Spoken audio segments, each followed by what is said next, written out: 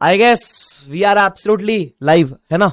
तो अच्छा मैं बता दूं, हम इस वाले लेक्चर के अंदर क्या करने वाले, we are going to do RTP. RTP को अपन कर देंगे सरक सरक सरक बेहतरीन तरीके से। तो है ना, without wasting any time let's start the discussion RTP में। आपको बता दूं आरटीपी के बारे में कुछ। आरटीपी में दो पार्ट्स है, पहला है अमेंडमेंट वाला पार्ट जिसमें सीएसआर में थोड़े अमेंडमेंट्स है और जिसमें थोड़े कंसेप्ट में अमेंडमेंट्स है, ठीक है, इंडेस के। अब ये अमेंडमेंट है ना, जो इंडेस के कंसेप्ट वाले अमेंडमेंट है, ये आरटीपी नवंबर 22 के अंदर भी दिए थे। तो अगर आपने मेरे से लेटेस्ट बैच की थी फास्ट ट्रैक एग्जाम ओरिएंटेड, तो ये बाय डिफॉल्ट आपको मैंने करवा भी दिया, आपको मालूम ही नहीं पड़ा रहेगा। और अगर अगर आपने मेरे से पहले पढ़ रखा है और आपको अमेंडमेंट करना है, तो सिर्फ यूट्यूब पे सर्च करना आरटीपी नवंबर 22, आपको ये अमेंडमेंट्स मिल जाएंगे, ठीक है। There is nothing major in this, तो आपको उसका टेंशन लेने का जरूरत नहीं है, ठीक है, पहली चीज। सेकंड चीज, ये रही बात सीएसआर वाले अमेंडमेंट्स की। जैसे मैंने बताया, सीएसआर के जो अमेंडमेंट्स है वो रूल बेस्ड अमेंडमेंट है, मतलब बेसिकली आइडियली है ना, ये जो अमेंडमेंट है ये जो लॉ पढ़ता है उसको बताना चाहिए। एफआर में हमको सीएसआर की सिर्फ अकाउंटिंग अप्लाई होती है, सब अप्लाई नहीं होता है। बट ठीक है, वो अमेंडमेंट है तो अपन एक बार उसको डिस्कस कर लेंगे, आपको चिंता करने की जरूरत नहीं है, ठीक है। तो सीएसआर के अमेंडमेंट्स मैं लास्ट में डिस्कस कर लूंगा एक बार। और ये जो कंसेप्ट वाला है, ये तो आपने बाय डिफॉल्ट अगर लेटेस्ट बैच ली थी मेरे से, तो आपको करने का जरूरत अलग से नहीं है, मैंने करवा दिया उसको आपको। बट आपको फिर भी लगता है मेरे को एक बार वापस देखना है, तो आरटीपी नवंबर 22 यूट्यूब पे सर्च करो, मिल जाएगा, ठीक है। चलो, अब उसी के साथ फिर आता है क्वेश्चंस वाला पार्ट। तो मेन अपने पहले क्वेश्चंस वाला पार्ट करेंगे, ठीक है, क्वेश्चन वाला पार्ट करते हैं और लास्ट में फिर वो आरटीपी में छोटे मोटे अमेंडमेंट्स है वो अपन एक बार डिस्कस कर लेंगे, चलेगा क्या? अरे यस और नो? Yes yes. चलो क्वेश्चंस वाला पार्ट अपन शुरू करते हैं। अच्छा, ये जो भी मैं बोर्ड नोट्स मेंटेन करूंगा क्वेश्चंस पढ़ाते समय, तो ये बोर्ड नोट्स मैं अपने टेलीग्राम पे डाल दूंगा, ठीक है। तो अगर आपको वो ये बोर्ड नोट्स, मैं क्योंकि सोल्यूशन लिखाऊंगा जहां जहां इंपॉर्टेंट है, तो जो भी बोर्ड नोट्स है वो मैं टेलीग्राम पे डाल दूंगा। आपको अगर टेलीग्राम का लिंक चाहिए तो डिस्क्रिप्शन बॉक्स में आपको टेलीग्राम का लिंक मिलेगा, आप वो टेलीग्राम चैनल ज्वाइन कर लेना, सारी इंपॉर्टेंट अपडेट सब कुछ आपको उस चैनल के ऊपर मिल जाएगा। तो ज्वाइन करके जरूर रख लेना, it can be very useful for you as well, ठीक है। और इस यूट्यूब को भी सब्सक्राइब कर लेना, और वीडियो पसंद आए तो लाइक करके बिना मत जाना, ठीक है। चलो शुरू करें क्या? ओ ये लोग है, धरती मेरी माँ है। चलो एनीवेज लेट्स स्टार्ट। पहला क्वेश्चन, अच्छा सर बहुत डिफिकल्ट आरटीपी है? अरे चिंदी आरटीपी है, 3-4 नए क्वेश्चन है, बाकी सब बेसिक बेसिक है, ठीक है। तो मैं हूं ना, क्या टेंशन लेते हो, सब करवा दूंगा मैं, चिंता मत करो। चलो आ जाओ। सबसे पहला है इंडेस 110 के ऊपर क्वेश्चन। आइडियली बोला 110 है, लेकिन मैं बताऊं ये इंडेस 110 का क्वेश्चन नहीं है, ये इंडेस 103 का क्वेश्चन है, ठीक है। सर कैसे? पढ़ाता हूं मैं आपको, देखो। High speed limited manufactures and sales cars, their company wants to foray into a two-wheeler business and acquires 30% in quick bikes। अब 30% से कंट्रोल तो नहीं आता है, लेकिन 5 लाख में 30 एक्वायर किया कब? 1 नवंबर को। कंट्रोल आया? नहीं आया, ठीक है। अच्छा, एन एडिशनल 25% स्टेक भी बाद में एक्वायर किया 1 जनवरी को। पहले 30 था, अब 25 हो गया। इसको प्यार से बोलते स्टेप एक्विजिशन। कंट्रोल आया आपको सेकंड वाले स्टेज में, तो आप 103 फॉलो करना शुरू करोगे 1 जनवरी से। इस दिन से आपको 103 एप्लीकेबल हो जाता है। आपका स्टेक कितना हो जाता है? आपका स्टेक हो जाता है 55%। तो एनसीआई कितना हो जाएगा? एनसीआई हो जाएगा 45%। यहां तक सबको समझता है? ओके, कोई दिक्कत वाली बात नहीं है सर। पहले भी 5 लाख में खरीदा था 30%, अभी 25% परचेज किया 5 लाख में। Okay sir, no problem. अब आपको क्विक बाइक्स, ठीक है, क्विक बाइक्स का दिया हुआ है। क्विक बाइक्स मतलब कौन सी कंपनी है? सब्सिडरी कंपनी है। सब्सिडरी का आपको असेट लायबिलिटी दिया हुआ है कैरिंग वैल्यू फेयर वैल्यू के साथ, ठीक है। हम तो कौन से वैल्यू पे टेक ओवर करते हैं? हम तो सब कुछ फेयर वैल्यू पे टेक ओवर करते हैं, ये तो सिंपल है। अच्छा, उसके अलावा बोलते हैं quick bike sells the motorcycles under the brand name super start which had a fair value of 3.5 lakhs। अब क्विक बाइक्स का एक ब्रांड था, क्विक बाइक्स के लिए ये ब्रांड वॉज सेल्फ जनरेटेड, तो उसने इसको रिकॉर्ड नहीं करा। लेकिन फॉर द पेरेंट कंपनी, जब पेरेंट इसको टेक ओवर करेगा, सोच समझ के बताओ, फटाफट से चैट बॉक्स में बताओ। अरे जिसके लिए ब्रांड था उसके लिए वो सेल्फ जनरेटेड था, उसने रिकॉर्ड नहीं करा। मैं तो पेरेंट हूं, मैं इसकी कंपनी को टेक ओवर कर रहा हूं, तो मेरे लिए तो ये ब्रांड, पेरेंट के लिए ब्रांड परचेस्ड ब्रांड हो गया ना, एक्वायर्ड ब्रांड। तो क्या पेरेंट इसको रिकॉर्ड कर सकता है क्या? सोच समझ के बताओ। अपन करेंगे इसको रिकॉर्ड, तो हम इसको स्टेप नंबर 4, अरे अपन स्टेप फॉलो करते हैं ना 6 स्टेप, तो अपने स्टेप नंबर 4 अपन इसको आईने में रिकॉर्ड कर लेंगे। आपने को तो ना फर्क पड़ता है उस चीज से? यस। तो मेरे को पूजा, पल्लवी, ऐश्वर्या, प्रणव ने कहा हाँ सर हम तो रिकॉर्ड करेंगे। Very good. तो आपको अपने को रिकॉर्ड करना है, सिंपल सी बात है। यस ठीक है, पूजा ने भी कहा चलो सही है। रमसीना, निखिल, विधि, सबने सेम, ठीक है, डन। उसके बाद अपने को एक पेरेंट का बैलेंस शीट भी दिया हुआ है 1 जनवरी 12 का, ये पेरेंट है, ठीक है। शायद CFS के लिए काम आएगा। अब चाहता क्या है, in relation to the acquisition of quick bikes you are required to pass entries on 1 Jan date of acquisition थी, अगर आपको पता रहेगा तो इसी दिन पे कंट्रोल आया, एक एंट्री चाहिए।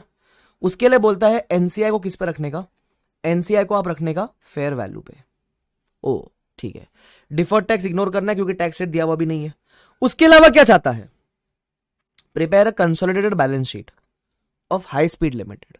बैलेंस शीट चाहिए हाई स्पीड का, कब का चाहिए, 1 Jan 12।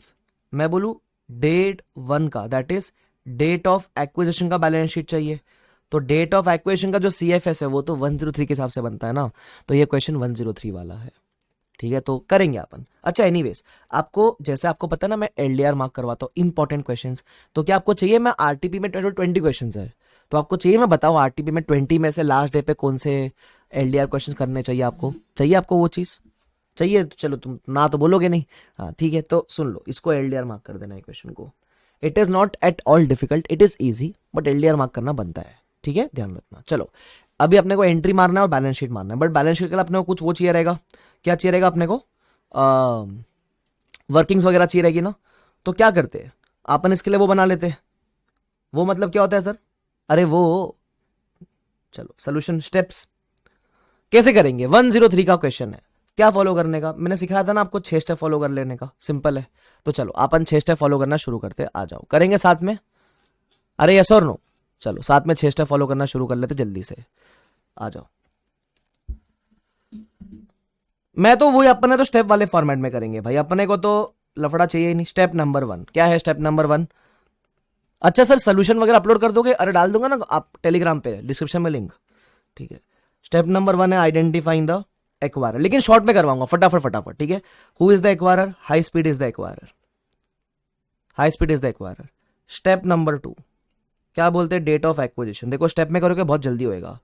Date of acquisition is 1 Jan 12। ठीक है, उसके बाद वेरी गुड यार Pooja, very good. Step number 3, very good Gaurav, step number 3 PC. अब पीसी अपन ने सबसे पहले जो लेटेस्ट एक्विजिशन किया था वो 25% के लिए किया था, उसके लिए अपन ने 5 lakhs पे किया था। अब याद है अपन पीसी में एक और चीज लेते हैं, 30% का प्रीवियसली हेल्ड इन्वेस्टमेंट। अब ये इंपॉर्टेंट है, जो मैं रेड में लिखूंगा वो इंपॉर्टेंट है, ठीक है, ध्यान रखना, दिस इज इंपॉर्टेंट। अब प्रीवियसली हेल्ड इन्वेस्टमेंट को भी अपने को डेट ऑफ एक्विजिशन की फेयर वैल्यू पे लेना होता है, इसको भी अपन डेट ऑफ एक्विजिशन की फेयर वैल्यू पे लाएंगे। अब इसको कैसे लाएंगे फेयर वैल्यू पे, इसकी फेयर वैल्यू अवेलेबल ही नहीं है, तो इसकी फेयर वैल्यू निकालनी पड़ेगी आपको। कैसे निकालोगे, 20 आप है ना एक ही तरीके से निकाल सकते हो, अभी ऑप्शन नहीं है तो कैसे निकालेंगे। ये मैं बोलूं आज 25% खरीदा है 5 lakhs में, तो अगर आज 30% खरीदते मतलब प्रोपोर्शनेट लेना पड़ेगा आपको, इसी को बेस मानकर निकालनी पड़ेगी fair value. Normally fair value दी होती है, इस केस में दी नहीं है, तो अपन जो 25% एक्वायर किया है इसी को बेस मान के फेयर वैल्यू निकालेंगे 30% की। तो अगर क्रॉस मल्टीप्लाई करोगे, पता ना आता ना क्रॉस मल्टीप्लाई, बताओ कितना आता है क्रॉस मल्टीप्लाई करके। परफेक्ट आंसर प्रियांशी और Jeetu, it comes to 6 lakhs। तो मैं बोलूंगा it is coming to 6 lakhs। कैसे आया सर, मैं बताता हूं। 25% में 5 लाख का एक्वायर किया तो 30% का कितना, ठीक है, तो आपने टोटल 55% के लिए कितना पीसी दिया रहेगा अक्रॉस, इट इज 11 lakhs। ठीक है, अच्छा आपने वैसे एक्वायर कितने में किया था, आपने वैसे एक्वायर किया था 5 lakhs में, 30% को भी आपने 5 lakhs में एक्वायर किया था, लेकिन हम कंसिडर कौन से वैल्यू पे कर रहे हैं, we are considering at 6 lakhs। तो जो 1 लाख का गेन है वो भी रिकॉर्ड होता है CFS के अंदर, ध्यान रखना, ठीक है, we will record at 1 lakh gain also. तो मैं इधर एक नोट लिख दूं, इधर शॉर्ट में, किधर, इन CFS गेन बुक करना पड़ेगा ऑफ 1 लाख रुपीज। मैं इसकी भी आपको एंट्री मार के दूंगा, चिंता मत करना, ठीक है क्या। चलो आगे बढ़ जाते हैं, यस लेट्स प्रोसीड फर्दर। अच्छा एक बात बोलूं क्या, वैसे पेरेंट है ना, पेरेंट, ये पेरेंट है हाई स्पीड, हाई स्पीड की बैलेंस शीट देखो, हाई स्पीड की बैलेंस शीट में इन्वेस्टमेंट दिख रहा है, तो अपन जब एंट्री मारेंगे तो अपन 2 पीसी नहीं बोलेंगे, हम 2 इन्वेस्टमेंट करेंगे। अभी मैं ये सब सिखा चुका हूँ, ठीक है, CFS वगैरह में, तो ध्यान रखना उस बात का। मैं चीजें सिखाऊंगा नहीं, अपन चीजें सॉल्व करेंगे अभी। तो अपन 2 पीसी ने 2 इन्वेस्टमेंट करेंगे, इन्वेस्टमेंट 10 लाख पे दिखाया है, तो पहले आप जो 10 लाख कैसे आया सर, 30% 5 लाख में लिया था, फिर 25% 5 लाख में लिया है, 10 लाख हो गया। बट हमको जो पहला 30% था, दिखाओ क्या, 30% का 5 लाख पहले लिया था, फिर 25% आपने 5 लाख में लिया। बट ये जो प्रीवियसली हेल्ड है इसको हमको कितने पे लेना है, 6 लाख पे लेना है, तो पहले हम इसको 6 लाख पे लेकर जाएंगे, फिर एलिमिनेट करेंगे। ध्यान रखना इसकी फेयर वैल्यू इतनी है ना, चलो वो मैं दिखाऊंगा आपको कैसे करना है। एनीवेज एंट्री मार तक समझ लेंगे वो चीजें, पीसी वाला पार्ट हो गया। फिर आता है step number 4, that is INA. INA में क्या आएगा, इसके सारे असेट्स, तो असेट्स में क्या है, PP investment trade receivable, don't forget to record brand also, ठीक है। तो PP investment trade receivable brand, ये 4 लिख देता हूं। तो मैं बोलता हूं पीपीई, क्वेश्चन खुला रखो अपने सामने, पीपीई का फेयर वैल्यू इज 7.5 lakhs, ठीक है। उसके अलावा इन्वेस्टमेंट इज 5 lakhs, उसके अलावा ट्रेड रिसीवेबल्स इज 50,000। आप बोलोगे इन्वेस्टमेंट कैसे आया, अबे भाई ये सब्सिडरी के बुक्स वाले इन्वेस्टमेंट है, ये अलग है, ये वो पेरेंट ने जो इन्वेस्टमेंट किया वो नहीं है। फिर आता है important part, that is brand, हम तो एक्वायर करेंगे एट 3.5 lakhs। उसके अलावा और एक था less trade payables, trade payable is 1.5 lakhs, सबका फेयर वैल्यू कंसिडर करना। तो आपका आईएनए आ जाएगा 15 lakhs, ठीक है क्या। चलो वेरी गुड, आगे बढ़ जाते हैं। तो स्टेप नंबर 4 हो गया, आईएनए 100% के लिए it is 15 lakhs। Step number 5 क्या रहेगा, step number 5 will be NCI, NCI is 45%। Question में एक चीज क्लियरली बोली थी कि जब एनसीआई कंसिडर करोगे तो एनसीआई को आपको फेयर वैल्यू पे कंसिडर करना है। अब प्रॉब्लम यह है कि एनसीआई की फेयर वैल्यू पे अवेलेबल नहीं है और कोई रास्ता भी नहीं अपन निकाल सके। इसको क्वेश्चन में बोला है कि कौन से वैल्यू पे लेना है, फेयर वैल्यू पे। इसका फेयर वैल्यू निकालने का एक ही तरीका बचता है, इसकी फेयर वैल्यू वैसे दी हुई नहीं है, नॉट गिवन, और कोई इंफॉर्मेशन भी नहीं है, बट एक तरीके से निकाल सकते हो। पता है कैसे, जो आपने आज 25% परचेज किया, वो 5 lakhs में परचेज किया ना, उसी को बेस मानकर, है ना सर, उसी को बेस लेना पड़ेगा, यस। तो आपने 25% खरीदा 5 लाख में, तो बाकी 45% की आपकी वैल्यू कितनी। इसी तरीके, इसमें इस तरीके से अपन हर क्वेश्चन में कभी निकालते नहीं है, बट इस क्वेश्चन में इंफॉर्मेशन नहीं है, इसलिए यही तरीका अपनाना पड़ेगा अपने को। तो ये होगा स्टेप नंबर 5। फिर है step number 6, that is goodwill या जीबीपी। तो देख लो, आपने पीसी दिया 55% के लिए, अच्छा अलग अलग दिखाना चाहिए, अलग अलग दिखाते हैं, चलो। पीसी दिया 25% के लिए 5 lakh, plus previously held investment for 30% 6 lakh, plus NCI 45%, कितना है 45% का एनसीआई 9 lakhs, माइनस आईएनए कितना है 15 lakhs। तो आपको मिलेगा गुडविल।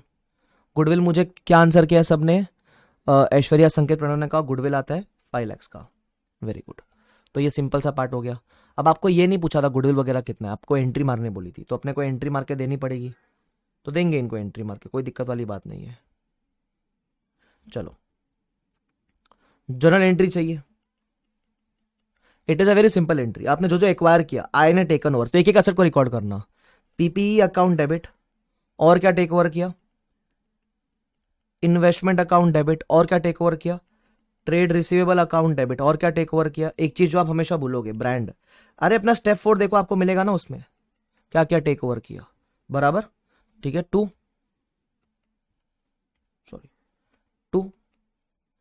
क्या 2 पीसी कर सकता हो क्या, 2 पीसी मत कर देना, आप करोगे 2 इन्वेस्टमेंट्स इन क्विक लिमिटेड। अब मैं इन्वेस्टमेंट को कौन से वैल्यू पे एलिमिनेट करूं, देखो अब है ना 2 तरीके इसके, मैं बताता हूं आईसीआई ने कैसे किया और आप कैसे कर सकते हो, सुन लो। एक तरीका तो यह है कि पहले आप एंट्री ये मारो, पहले आप बोलो इन्वेस्टमेंट को बढ़ाने का है ना अपने को, तो इन्वेस्टमेंट इन क्विक लिमिटेड वो 1 लाख से बढ़ेगी ना, जो प्रीवियसली हेल्ड था 5 लाख पे टेक ओवर किया, लेकिन उसकी वैल्यू 6 लाख हो गई, तो investment in quick will increase by 1 lakh, to PNL बोलोगे 1 लाख, तो इससे आपका इन्वेस्टमेंट का रिवाइज वैल्यू कितना हो जाएगा, 10 + 1 इट विल बी 11 lakhs। तो या तो आप उसको 11 पे एलिमिनेट करो पहले ये एंट्री मारकर, या तो आप 11 पे एलिमिनेट करो पहले ये एंट्री मारकर, या फिर अगर आप ये एंट्री नहीं मारना चाहते हो, आपको चाहिए कंबाइंड एंट्री, तो आप क्या करो, आप इसी एंट्री में मर्ज कर दो। आप इसको इन्वेस्टमेंट को एलिमिनेट करोगे 10 lakhs पे, और 2 पीएनएल रिकॉर्ड करोगे 1 lakhs, जो प्रॉफिट हुआ था ना, profit on previously held investment.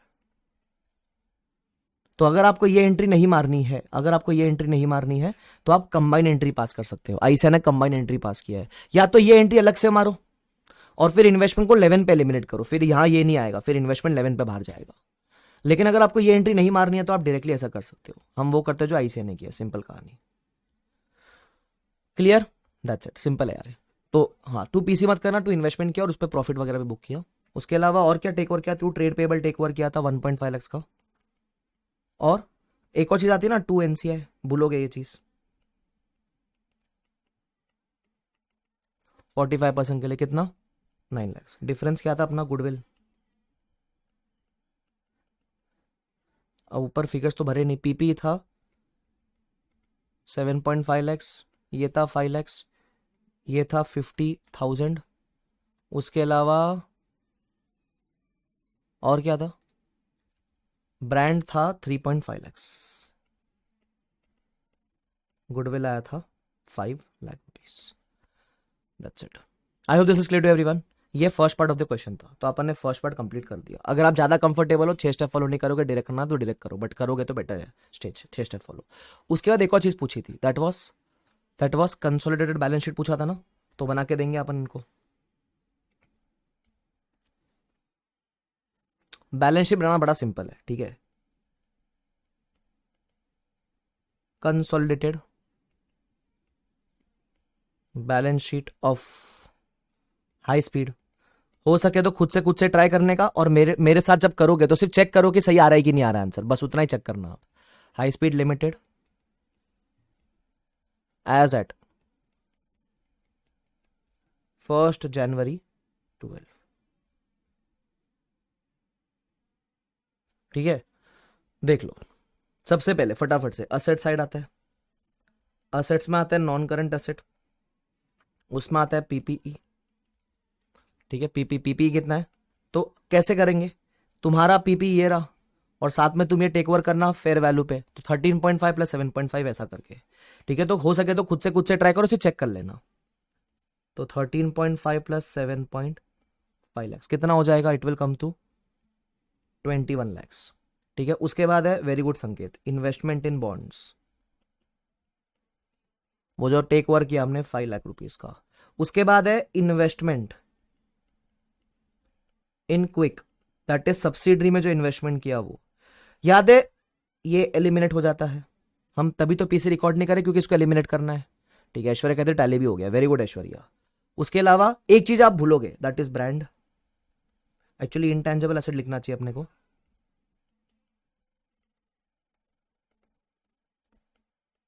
Intangible assets, उसके अंदर आएगा ब्रांड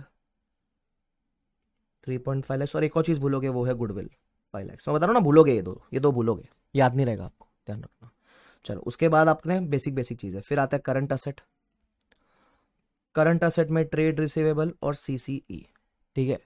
अब मैं डायरेक्ट लिखू क्या, trade receivable is 1.3 lakh total, कैसा है 1.3, 80 प्लस 50, और कैश एंड कैश एक के पास ही था 5.2 लाख, टोटल मारना 41 लाख आएगा मेरे हिसाब से, यस। उसके बाद आएगा इक्विटी एंड लाइबिलिटी, है ना। तो इक्विटी में equity share capital, other equity और एनसीआई। अच्छा, ये सिर्फ याद है ना, सिर्फ और सिर्फ पेरेंट का आएगा, ओनली पेरेंट, यस। तो कितना आएगा ओनली पेरेंट का, 5 लाख। अच्छा, उसके अलावा अदर इक्विटी भी सिर्फ पेरेंट का आएगा 15 लाख। बट एक और चीज भूलोगे, दैट इज प्लस, जो आपको कंसो प्रॉफिट लॉस में गेना आता ना प्रीवियस इन्वेस्टमेंट में 1 लाख का, वो भी आएगा इधर, तो that will B plus 1 lakh. कितना हो जाएगा 16 लाख, और एनसीआई तो अपने पास निकला हुआ, दैट इज 9 लाख। फिर आएगा लाइबिलिटीज, लाइबिलिटीज में short term loans, that will be 4 lakh, और trade payables that will be 4.5 lakh. Tally होना चाहिए 41 लाख। खत्म कहानी। देखो, मोस्टली आप जो मैंने रेड में लिखा है वो भूलोगे, ठीक है। ये 1 लाख क्या है, gain on previously held investment. Simple, this question is done and dusted. फटाफट से बता दो हो गया क्या है तुम्हारा, जल्दी जल्दी बताओ। अच्छा, वो ये सब फाइनेंशियल लाइबिलिटी में आएगा, फाइनेंशियल एसेट में आएगा, ये भी फाइनेंशियल लाइबिलिटीज में आएगा, वो ध्यान रख लेना, ठीक है। सिर्फ अच्छे से प्रेजेंट कर देना उसको, ठीक है। हो गया क्या, फटाफट जल्दी से बताओ, जल्दी जल्दी। यस, वेरी गुड, चलो सही है। संकेत, जिनल, पूजा, वेरी गुड, चलो ठीक है, मैं आगे बढ़ सकता हूँ। गुड। डिफिकल्ट लग रहा है कि आरटीपी? अरे सिंपल क्वेश्चन था रे, लेकिन अच्छा क्वेश्चन है इसलिए मैंने एलडीआर मार्क करवाया, क्योंकि कुछ फ्रेश है, कुछ नया है। ठीक है, चलो अब आते हैं अगले क्वेश्चन के तरफ, दैट इज क्वेश्चन नंबर 2।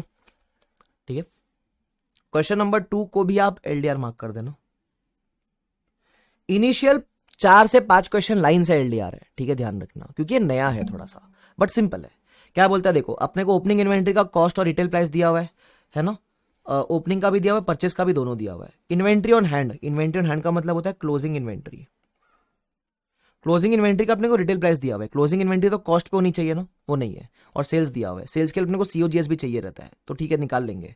अब वो बोलता है applying the retail method compute the following, जैसे जैसे बोला वो निकालते हुए चलना। क्या चाहिए इनको? Percentage of cost price over retail price. इनको परसेंटेज चाहिए कॉस्ट और रिटेल प्राइस का। इसका मतलब क्या है, अगर आप cost divide by selling price करोगे, रिटेल प्राइस करोगे, तो आपको परसेंटेज मिलेगा कॉस्ट का। सिंपल, यही करना है आपको। खुद ही बोलता है percentage of cost over retail price, तो जैसे उसने बोला वैसे निकालते हुए चलो। कॉस्ट कैसे मिलेगी? टोटल मारो opening plus purchase. Retail price कैसे मिलेगा? टोटल मारो ओपनिंग और परचेज का, वैसे मिलेगा आपको। फिर परसेंटेज निकाल लेंगे। चलो आ जाओ, साथ में करते हैं इसको भी, जितना हो सके सॉल्व करेंगे अपन, ताकि राइटिंग प्रैक्टिस अपनी होते हुए चले साथ साथ में। ठीक है, क्वेश्चन नंबर 2, ये भी एलडीआर है। तो कॉस्ट कितना है? 6250 कॉस्ट था, प्लस ओपनिंग का और परचेज का 19500, तो कॉस्ट आया 25750। फिर चाहिए रिटेल प्राइस 8000 प्लस 34000, कितना आएगा? 42000।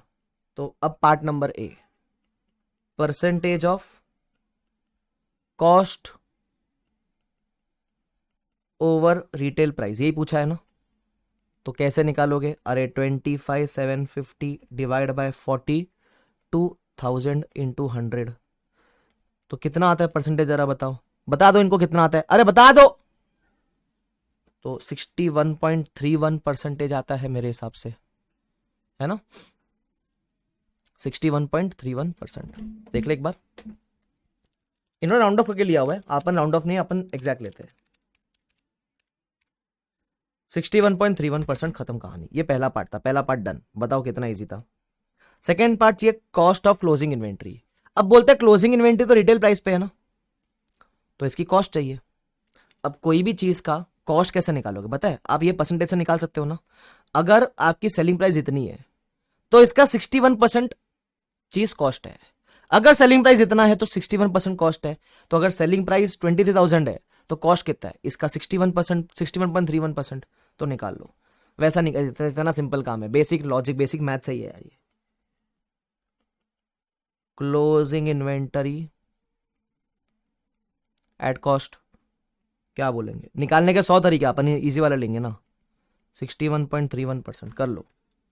23,000 इंटू 61.31%, 23,000, 141101 आ रहा है मेरे को, मैं एग्जैक्ट ले रहा हूं, तो 4114,101 एग्जैक्ट। अच्छा, आईसीआई ने ना इसको 61% ही लिया है, 61.31 नहीं लिया, तो मैं एग्जैक्ट आंसर निकाल के दे रहा हूं आपको। ठीक है, ध्यान रखना। तो देयर विल बी सम थोड़ा सा छोटा छोटा वो कैलकुलेशन, क्या बोलते हैं, मैच नहीं होगा बेसिकली, मिसमैच। एनीवेज, उसके बाद क्या बोलता है? चलो, कॉस्ट ऑफ क्लोजिंग इन्वेंट्री हो गई मेरी, डन। उसके बाद value of cost of sales at cost, sales का भी आपको कॉस्ट चाहिए, सीओ। तो कॉस्ट ऑफ सेल्स आप कैसे निकालते हो मुझे बताओ? कॉस्ट ऑफ सेल्स आप कैसे निकालते हो? तो कॉस्ट ऑफ सेल्स निकालने के दो तरीके हैं, है ना। या तो आप क्या कर सकते हो, या तो आप बोल सकते हो cost of sales opening plus purchase minus closing, तो मिलेगा कॉस्ट ऑफ सेल्स। या फिर आप डायरेक्टली इसका भी 61.31 ले सकते हो, इसका भी आप 61.31 ले सकते हो, दोनों से सेम आंसर आएगा, तो मैं दोनों से निकालूंगा। ठीक है, मुझे चाहिए कॉस्ट ऑफ सेल्स। तो दो तरीका है, opening plus purchase minus closing, सबका कॉस्ट कॉस्ट लेना। तो ओपनिंग कितना था अपना? 6250 plus purchase was 19500 minus closing का कॉस्ट था 14101। तो ये कितना आता है आपको? दिस कम्स टू कितना आता है? 11649। एक तरीका ये है, या फिर आप कह सकते हो और जो आपकी सेल्स थी 19,000 सेल्स थी आपकी, उसका भी 61.31% करोगे तो सेम आंसर आना चाहिए। 19,000 इंटू 61.31%, सेम आंसर आता है, खत्म कहानी, देख लो ना, सेम आंसर आता है। डन, ठीक है। और डी वाला पार्ट क्या पूछा आपने को, ये भी हो गया। फिर आता डी वाला part, profit earned, profit earned during the year on sale of inventory, inventory के बेचने पे प्रॉफिट कितना आया। तो यार ये जो COGS है minus your selling price will be the profit element ना यार। तो आओ D part, profit sales minus cost of sales, तो प्रॉफिट मिलेगा, बुद्धि लगानी नहीं है। 19,000 माइनस 11,640 नहीं, तो आएगा प्रॉफिट कितना आता है, माइनस 11,649 7,351, सिंपल, खत्म कहानी। अच्छा डन, यस। मैं आपको बता दूं एक बार आईसीआई ने कैसे कर रखा है। आईसीआई ने इसको नेट करके 16% लिया था। अच्छा देखो ये पहले वाले क्वेश्चन में प्लीज वो फाइनेंशियल एसेट वगैरह में क्लासीफाई कर देना, जो जो चीज़ें फाइनेंशियल एसेट में आती है, फाइनेंशियल लायबिलिटी में आती है, ठीक है, वो तो हो जाएगा। अब देखो इन्होंने 61% नेट लिया हुआ है, 0.31 नहीं लिया, आपने 0.31 लिया तो थोड़ा बहुत माइन्यूट फर्क आएगा, तो रोना धोना मत उस केस में। अगर वैसा नहीं चाहिए तो एग्जैक्ट ले लो फिर जो आईसीआई ने लिया। बट अपन तो डेसिमल 2 डेसिमल लेते हैं ना, अपने को सपना धुनाने वाले क्या करने वाले हो, तो 2 डेसिमल लेके चलो, चलेगा। चलो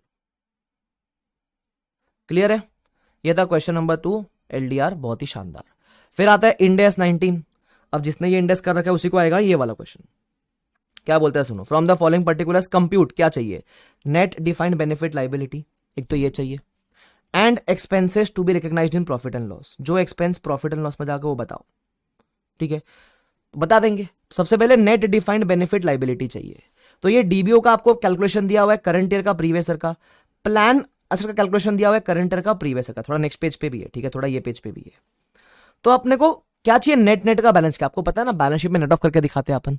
तो सबसे पहले अगर आप हेडिंग पढ़ोगे तो वो ऐसा कुछ दिया हुआ, पता, changes in demographic assumptions, changes in financial assumptions. अरे ये सब जो चेंजेस होते हैं अजम्पशन में, चेंज होते हैं, आपको मैंने सिखाया था 19 के अंदर, when there are changes in assumptions, तो वो एक्चुएरियल गेन्स एंड लॉस होता है डीबीओ के ऊपर, बराबर। अजम्पशन का चेंज मतलब एक्चुएरियल गेन लॉस ऑन डीबीओ, बराबर। और एक्चुएरियल गेन लॉस हमेशा जाता है ओसीआई के अंदर, अपने को ओसीआई वाला पूछा ही नहीं है, अपने को सिर्फ प्रॉफिट एंड लॉस वाला पूछा है, ठीक है, ध्यान रखना। एनीवेज चलो कर लेते हैं आगे। हाँ तो अब डीबीओ का नेट वाला बैलेंस शीट, नेट क्या होता है, बैलेंस शीट में आप डीबीओ और पीए को नेट करके दिखाते हो, तो पहले इसका क्लोजिंग ढूंढो, तो जितने पॉजिटिव है वो प्लस करो और जो नेगेटिव है उसको माइनस करो, ठीक है, जो नेगेटिव है उसको माइनस करो। एक्सपेंस वेरिएंस, ये वेरिएंस मतलब वही असम्पशन का चेंज, तो अगेन एक्चुअल गेन लॉस वगैरह अपने को उससे फर्क नहीं पड़ता, उसी में जाता है वो सब। इसका पहले नेट करके निकाल लो, ठीक है क्या, तो मैं आपको लिख के देता हूं इधर, इसको इधर ही सॉल्व कर ले, क्या इसको यहीं सॉल्व कर लेते ना अपन, उसमें कुछ झंझट करे।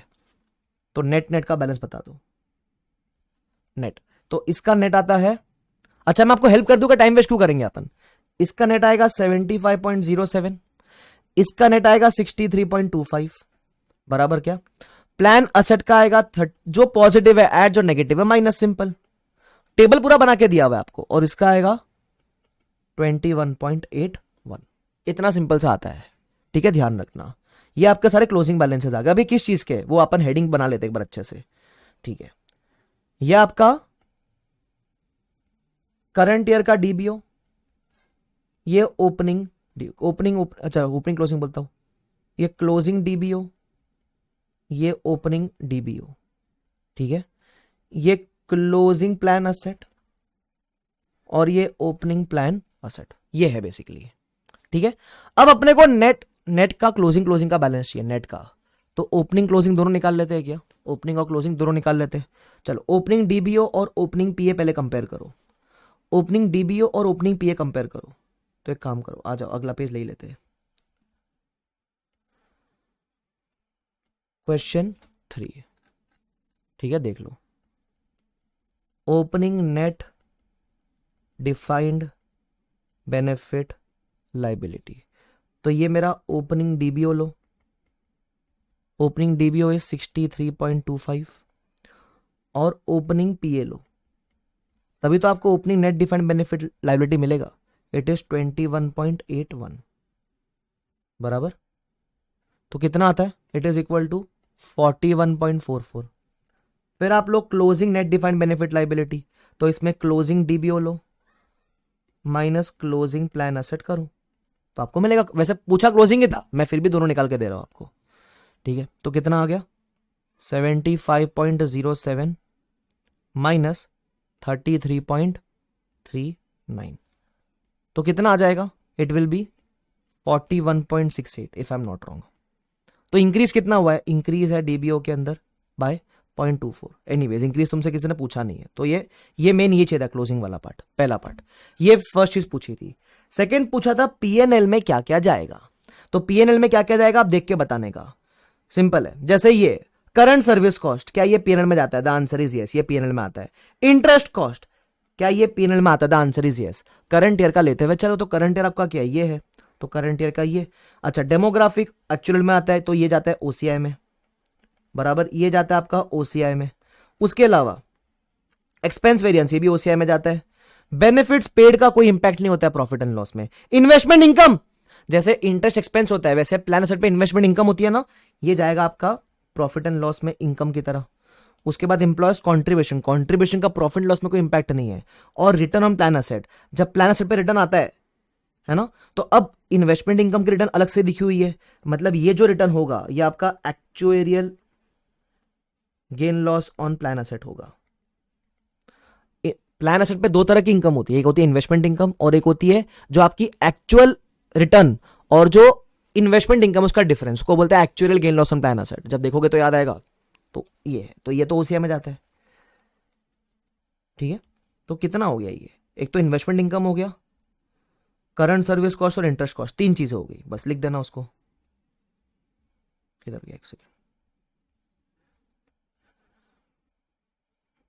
ये रहा। प्रॉफिट एंड लॉस में आपके क्या क्या आएगा, इंप्लॉय बेनिफिट एक्सपेंस के हेड के अंदर सीएससी इंटरेस्ट एक्सपेंस, तो सीएससी कितना आएगा एक बार देख लेते हैं क्या। आप चाहो तो इसमें भी आप करंट और प्रीवियस ईयर दे सकते हो, आपको अगर देना है सपोज प्रॉफिट एंड लॉस में भी, if you want to give current year previous year, तो आप दे सकते हो कि करंट ईयर में कितना था 5.84, प्रीवियस ईयर में था 4.97, ये कितना है 4.27, 3.56। फिर है इन्वेस्टमेंट इनकम, कितना है वो आपके नेगेटिव जैसे आएगा, तो ये 1.47, ये 1.12, मेरे ख्याल से ये है कहानी। मैंने नेगेटिव क्यों लिखा है, अरे ये इनकम है ना, तो एक्सपेंस साइड में नेगेटिव दिखेगा ना, ये सही आपका एक्सपेंस रिड्यूस करता है ना, सिंपल। क्लियर है, यहां तक खत्म कहानी, हो गया ये वाला पार्ट। तो बहुत सिंपल सा क्वेश्चन था, लेकिन आपको देख के, क्योंकि नया तो देख के डर लगता है ना, जब कोई भी चीज नहीं होती तो देख के आपको डर लगेगा, बट वैसा कुछ है नहीं डरने जैसा, तो it is relatively very simple question, ठीक है। चलो खत्म, इसको मैं एलडीआर नहीं मार्क करूंगा, सिंपल था वो। फिर आता है end S 102, again a very simple और बेसिक क्वेश्चन, ठीक है। तो इसको भी अपन एलडीआर नहीं मार्क करेंगे, लेकिन सॉल्व जरूर कर लेते हैं अपन। देखो जो भी नया चीज है वो सॉल्व करेंगे, जो भी पुराना पुराना है सेम सेम था उसको अपन सॉल्व नहीं करेंगे, सिंपल है। चलो आ जाओ, इंड एस 102 क्या बोलता है देख लो, बोलता है entity A runs a copper mining business, year ended क्या है, year ended 31 March, dividend declare किया है शेयर्स पे to accrue to the employees during the 3 year period. अब ये डिविडेंड डिक्लेयर करना है ना, सिर्फ टाइम पास बोला हुआ, मतलब इसका कोई इंप्लीकेशन नहीं है। आधे लोग वो देखकर डर जाएंगे, अरे ईसॉप का डिविडेंड में क्या होगा, कुछ नहीं होएगा, है ना, कुछ नहीं होएगा। चलो, if the condition is met, और 3 साल तक रहने का है, ठीक है। उसके बाद उनको एम्प्लॉय को शेयर्स वगैरह मिलेगा, okay. The entity estimate that 1 April is the shares valued at 10 rupees, okay. The grant date of the fair value is ₹10, okay, कोई दिक्कत वाली बात नहीं है। Entity prepares annual statements on 31 March, on 1 April 10 estimate है 800 का, first year के end का एस्टिमेट है 780 का। मेरे लिए फर्स्ट डे का एस्टिमेट कोई काम का नहीं है, मैं तो ईयर एंड पे खर्चा बुक करता हूं, तो फर्स्ट ईयर के एंड का जो एस्टिमेट है वो काम का है मेरे लिए, बराबर। तो ये एस्टिमेट मैं यूज करूंगा। फिर सेकेंड ईयर में ये मेरा एस्टिमेट है, इसको मैं यूज करूंगा, और थर्ड ईयर का मेरा एस्टिमेट 750 रहता है। उसके अलावा बोलता है on 1st April as a part of long-term incentive scheme, entity A provisionally awards its employees 1,000 shares receivable on 31st March. Explain the accounting treatment for the share-based payment. The requirement is a service condition would not be reflected in the fair value. ठीक है, बहुत simple सा question है, ज़्यादा कुछ है ही नहीं इसके अंदर, तो मैं आपको सॉल्व करके दिखा देता हूँ फटाफट से कैसे करना है इसको। एक तरीका है पूरा टेबल वगैरह बनाओ, या एक तरीका अपन डायरेक्टली भी कर सकते हैं। ठीक है, तो अपन डायरेक्टली कर लेते हैं, ज़्यादा कुछ खेलाकूदी करने का जरूरत नहीं है। एक तो आप टेबल बना सकते हो हर साल का कितना खर्चा बुक करना है, मैं डायरेक्टली कर रहा हूँ। ठीक है, तो सबसे पहले आप बुक करोगे ईयर 1 के एंड पे, आपका ईयर 1 का एंड है 31 मार्च 11 if I am not wrong, बराबर। एंट्री आएगी एम्प्लॉय बेनिफिट एक्सपेंस, शेयर्स दोगे तो आप बोलोगे टू एसबीपी रिजर्व। अब खर्चा कितना बुक करेंगे, तो फर्स्ट ईयर के हिसाब से आपका जो एस्टिमेट था वो कितना था ईयर 1 में, आप बोलोगे नंबर ऑफ एम्प्लॉयज इनटू कितने ऑप्शंस देने वाले हो आप, 780 शेयर्स देने वाले हो ना।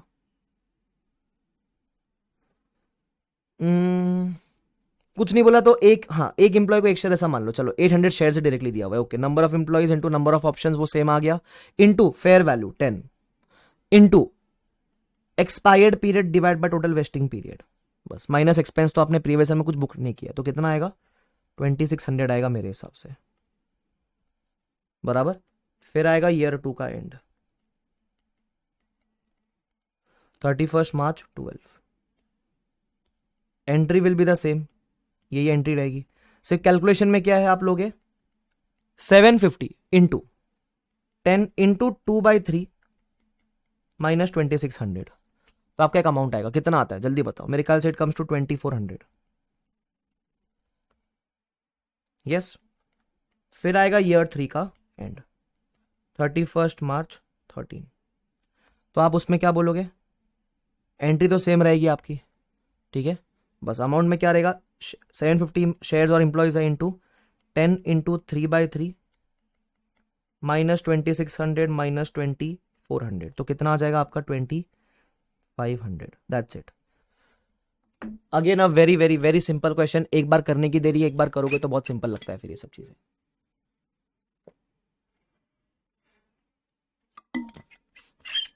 आई hope this is clear to everyone. अरे समझता है क्या तुमको यहां तक, फटाफट से बताओ। यस डन, ये हो गया आपका क्वेश्चन नंबर 4। फिर आते हैं अपन क्वेश्चन नंबर 5 की तरफ, क्वेश्चन नंबर 5 की तरफ। अब एक बात ध्यान रखना, ये जो क्वेश्चन है ये मैं एलडीआर मार्क करवाता हूं, लेकिन ये थोड़ा सा वियर्ड क्वेश्चन है, ठीक है, this is a little bit weird question.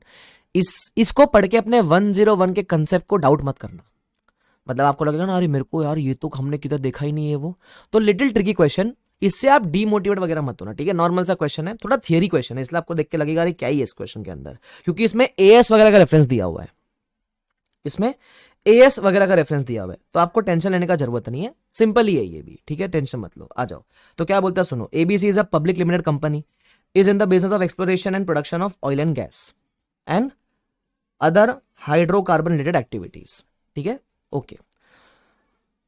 आगे बोलते हैं it operates overseas project directly and और through subsidiaries by participation in various joint arrangement and investment in associates. The company was following accounting standards as notified under Companies Act rules. However, it adopted Ind AS. Ind AS adopt करना शुरू कर दिया है। मैंने बोला शाबाश, very good, बहुत अच्छा काम किया, Ind AS अडॉप्ट कर लिया, ठीक है। फिर बोलता है goodwill is recognised as per AS, तो उन्होंने पहले गुडविल बुक किया एज पर एएस, मैंने बोला शाबाश। अब एएस मतलब गुडविल बुक किया, ठीक है, तो लाइन बाय लाइन कंसोलिडेशन वगैरह भी किया सब्सिडरीज का, ठीक है। उसके अलावा अब एक बात ध्यान से सुनना, ये 101 है, मतलब फर्स्ट टाइम अडॉप्शन है ना, तो कुछ कुछ चीजें यहां वहां की आएगी। क्या बोलता है एबीसी, एबीसी कंसोलिडेशन कर रहा है, मतलब कंसोलिडेशन किसके साथ करता है, वो खुद एक पेरेंट होगा और उसने एक सब्सिडरी को टेक ओवर किया रहेगा, ऐसा ही कुछ हुआ रहेगा ना। देखते ऊपर क्या बोला था उसने, हाँ एबीसी पब्लिक लिमिटेड है, ठीक है, और it operates projects directly through subsidiaries and joint arrangements, ठीक है। तो ये सब्सिडरी वगैरह के साथ, जॉइंट अरेंजमेंट, एसोसिएट के साथ काम करता है, मतलब वो पेरेंट भी है और उसकी सब्सिडरीज भी होगी। तो जब उसने एक्वायर किया ना सब्सिडरी को, तो कुछ गुडविल आया रहेगा ना, तो पहले तो उसने goodwill as per Ind AS 2127 record किया, ठीक है। उसके अलावा they has not taken into consideration the valuation of underlying gas and oil reserves. अब ये जो रिजर्व टर्म है, रिजर्व, इस रिजर्व वर्ड से मत कंफ्यूज हो जाओ, मैं बताता हूं इसका मतलब क्या है। They have not taken into consideration the valuation of underlying oil and gas, इसका मतलब जब एबीसी ने अपने सब्सिडरी को टेक ओवर किया तो एक इंटेंजिबल राइट भी था, एक इंटेंजिबल राइट भी था which was not taken over, which was not recorded separately. आप लिख दो इधर बाजू में, विच वॉज नॉट रिकॉर्डेड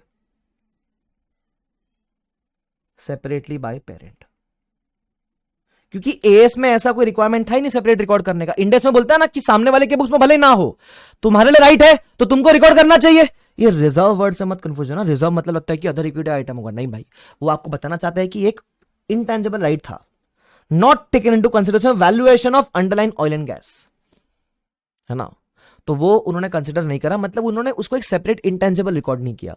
जब आप किसी चीज को आईएनए में सेपरेटली रिकॉर्ड नहीं करते हो तो बाय डिफॉल्ट वो गुडविल का पार्ट बन जाता है। क्यों? Because goodwill is the balancing figure ना। तो अगर कोई चीज आप आईएनए में रिकॉर्ड नहीं करोगे तो that will form part of goodwill. तो मैं आपको एक चीज लिखा देता हूं, if not recorded in INA it becomes part of goodwill slash GBB, वो गुडविल जीबीबी का पार्ट बन जाता है। ठीक है, चलो एनीवेज, तो ये आप ध्यान रखना। तो तभी एएस वगैरह में हमने इसको रिकॉर्ड नहीं किया था। ठीक है, कोई दिक्कत वाली बात नहीं है।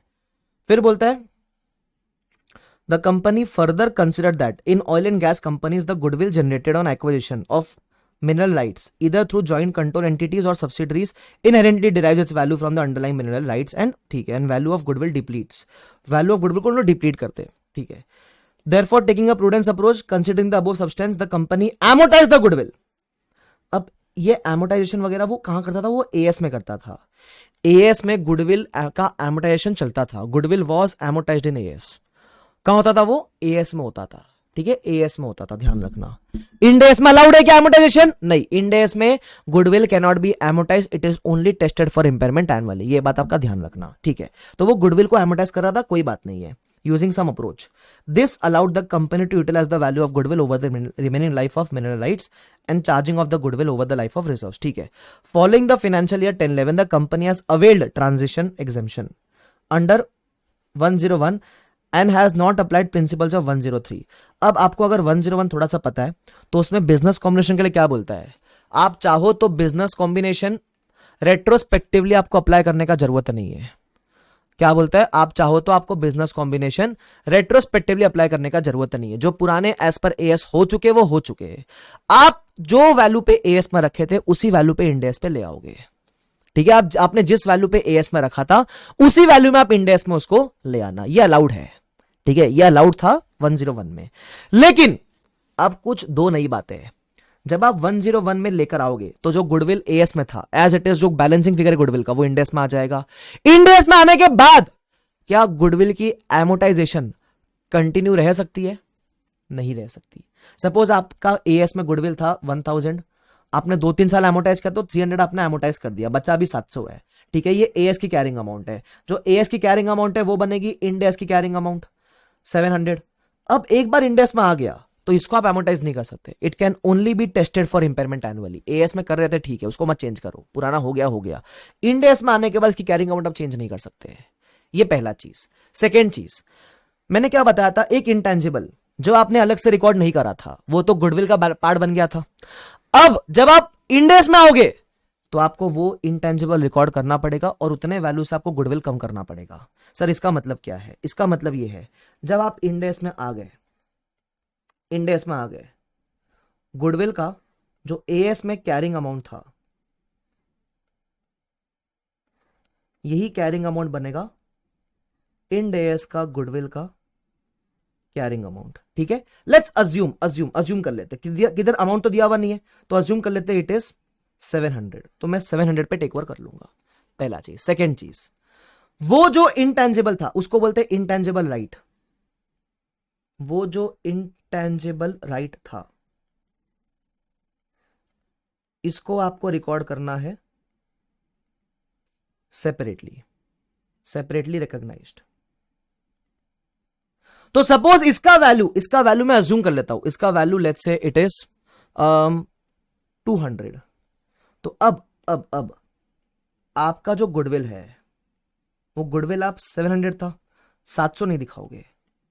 आप बोलोगे वो जो राइट है वो राइट 200 पे रिकॉर्ड होगा बाकी पे गुडविल 500 का रिकॉर्ड होगा। ये वैल्यूज कहां से आई सर? ये वैल्यूज अज्यूम्ड है, अज्यूम्ड वैल्यूज हैं, ये सब अज्यूम्ड वैल्यूज है, ये वैल्यूज किधर दी हुई नहीं है ऐसा। और एक बार गुडविल आ गए, goodwill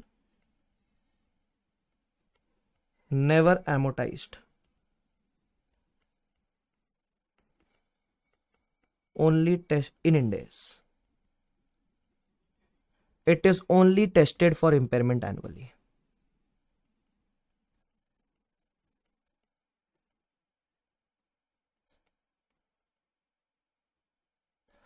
Goodwill is never amortized. It is only tested for impairment annually. Simple, खत्म कहानी।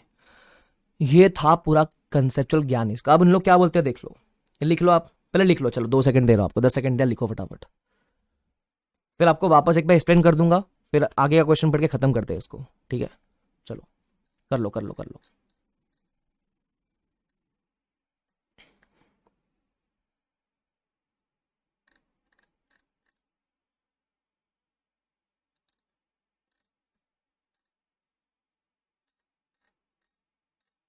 लिखा? ओ हीरो लोग, लिखा गया? नीचे ये लो,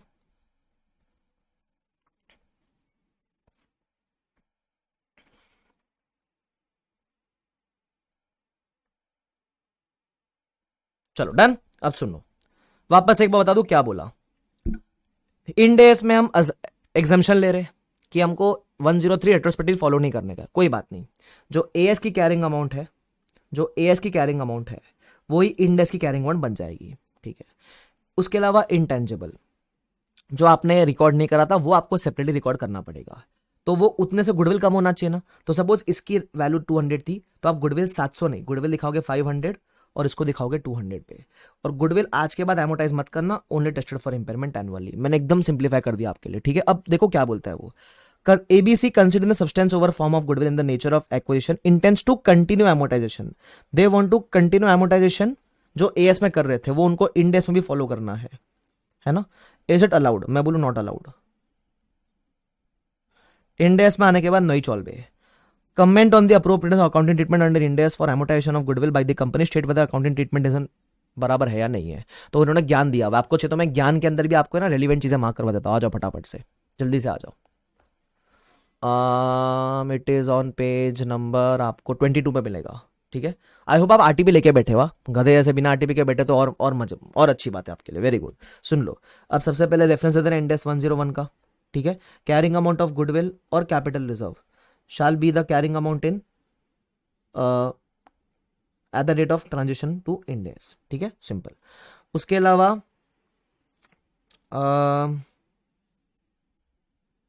सीधा काम की बात करते हैं। Since the right was not recorded in the books at that time, value of goodwill subsumed of that intangible should be separately identified in the books. Hence, the value of goodwill will be reduced accordingly. An intangible for rights for using mine should be recognized. ये जो मैंने आपको लिखाया था ये चीज, ठीक है? आगे उसके अलावा once goodwill is recognized in the opening balance sheet, entity has to follow provision of Ind AS, which is goodwill is not amortized but rather tested for impairment annually. बस ये वो ज्ञान है जो मैंने आपको सब समझाया with the help of amounts, ठीक है? एकदम सिंप्लीफाई कर दिया मैंने आपके लिए, ध्यान रखना। चलो, सबको समझता है ये वाला क्वेश्चन? ठीक है, this was a good question, this was something new, तो अच्छी बात है ये। देखो आरटीपी में ऐसा आता है चीजें, जैसे अभी एक इंडेक्स 23 वाला क्वेश्चन करेंगे अपन, ये भी कुछ नया क्वेश्चन है। मतलब ये कंसेप्ट ऐसा नहीं है कि जो एग्जिस्ट ऑलरेडी करते थे। इट इज पॉसिबल कि ऐसे कुछ कंसेप्ट भी है जो पहले एग्जिस्ट नहीं करते थे, पहले इसके ऊपर कोई क्वेश्चन था ही नहीं, अब अचानक से आरटीपी में नया क्वेश्चन आ गया, तो देख लेने का आरटीपी के अंदर, लोड लेने का नहीं ज्यादा। अब ये सबसे इंपॉर्टेंट क्वेश्चन है इंडेक्स 23 का। मैं बता दूं क्या, अभी कभी कभी ये भी होता है, आरटीपी मई 23 के है ना, तो मई 23 में नहीं पूछेगा, नवंबर 23 में पूछेगा। जब भी पूछेगा अपने को करके जाना बराबर, तो ये अपने को करना है, ध्यान रखना। तो इंडेक्स 23 एलडीआर है, कर ले वाला पार्ट क्या? चलो कर लेते, क्या बोलता है देख लो। LT is in the process of construction of building. The construction process is expected to take about 18 months. चालू होएगा 1 Jan से, चलेगा 30th जून तक। The building meets the definition of a qualifying asset. अच्छा कोई बात नहीं, तो 18 months चलेगा काम, तो qualifying asset तो है। 4 खर्चा किया आपने, एक 1 Jan को, एक 30th जून को, एक 31 मार्च को, एक 30th जून को, ठीक है, 11 में शुरू किया, फिर 11, फिर 12, फिर 12, ऐसा खर्चा किया। अब बोलता है on 1 July LT issued 10% debentures for 50 crore. मतलब बोरिंग कब लिया?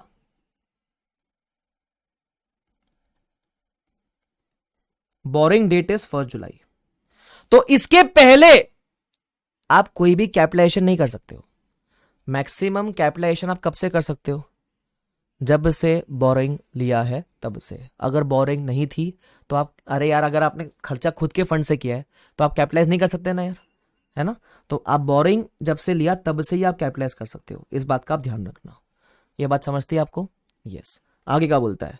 The proceeds from the debentures form part of the company general borrowings. ठीक है, बोलता है जनरल बोरिंग है और एक ही बोरिंग है जनरल वाली, तो ये जो रेट है यही आपका हो जाएगा कैपिटलाइजेशन रेट। अपन निकालते हैं ना जनरल बोरिंग में, कैपिटलाइजेशन रेट यही हो जाएगा। ठीक है, which it uses to finance the qualifying asset. LT had no borrowings before 1 July, कोई बोरिंग पहले से नहीं थी।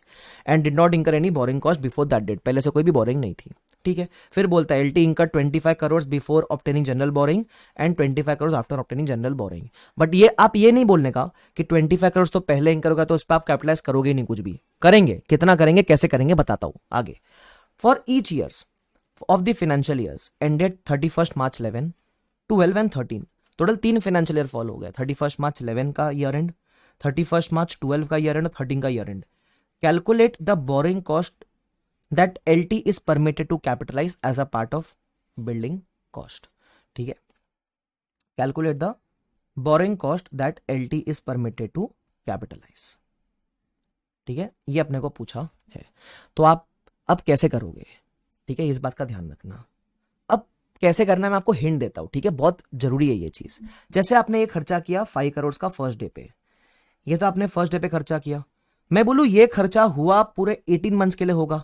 This expense would have been outstanding for full 18 months. This expense would have been incurred for full 18 months ना। कैसे? 1 जैन से खर्चा करना शुरू किया और ये जब कोई खर्चा फर्स्ट डे पे करोगे तो it should be capitalise for 18 months. इसका इंटरेस्ट 18 महीने कैपिटलाइज होना चाहिए। लेकिन अब ये 18 महीने का बाइफर्केशन देखो, ये 18 महीना कब से कब तक है? ये है 1 जैन से लेकर 30 जून तक। तो जितना भी 1 जैन से लेकर, सॉरी 1 जैन ना, क्या मैं ऐसा बोल दूं, जब तक आपने बोरिंग नहीं ली थी उतने महीने का आप इंटरेस्ट कैपिटलाइज नहीं कर सकते। जब तक आपने बोरिंग नहीं ली थी तब तक आप उसका इंटरेस्ट कैपिटलाइज नहीं कर सकते। इसका मतलब टिल 1 जुलाई 11, 1 जुलाई 11 तक कितना महीना बीत चुका है? 6 महीना। तो इसमें आप कोई कैपिटलाइजेशन नहीं कर सकते इस खर्चे के ऊपर। अच्छा, इसके जो बाकी 12 महीने हैं, रिमेनिंग मंथ्स, जो 12 महीने बचते उसमें आप कैपिटलाइजेशन कर सकते हो।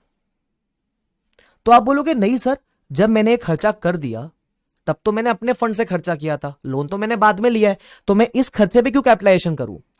बोरिंग कॉस्ट में कभी आपको यह नहीं देखना है कि जब मैंने खर्चा किया तब लोन लिया था कि नहीं लिया था।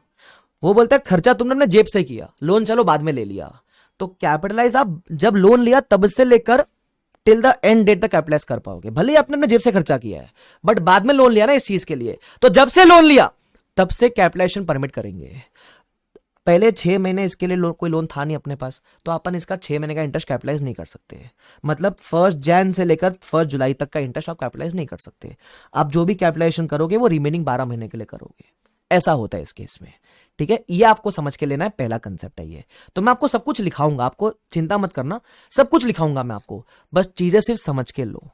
ठीक है, आपको कोई कोरिलेशन नहीं चाहिए होता है कि भाई जब खर्चा किया तब लोन था कि नहीं था, वो नहीं देखना है आपको।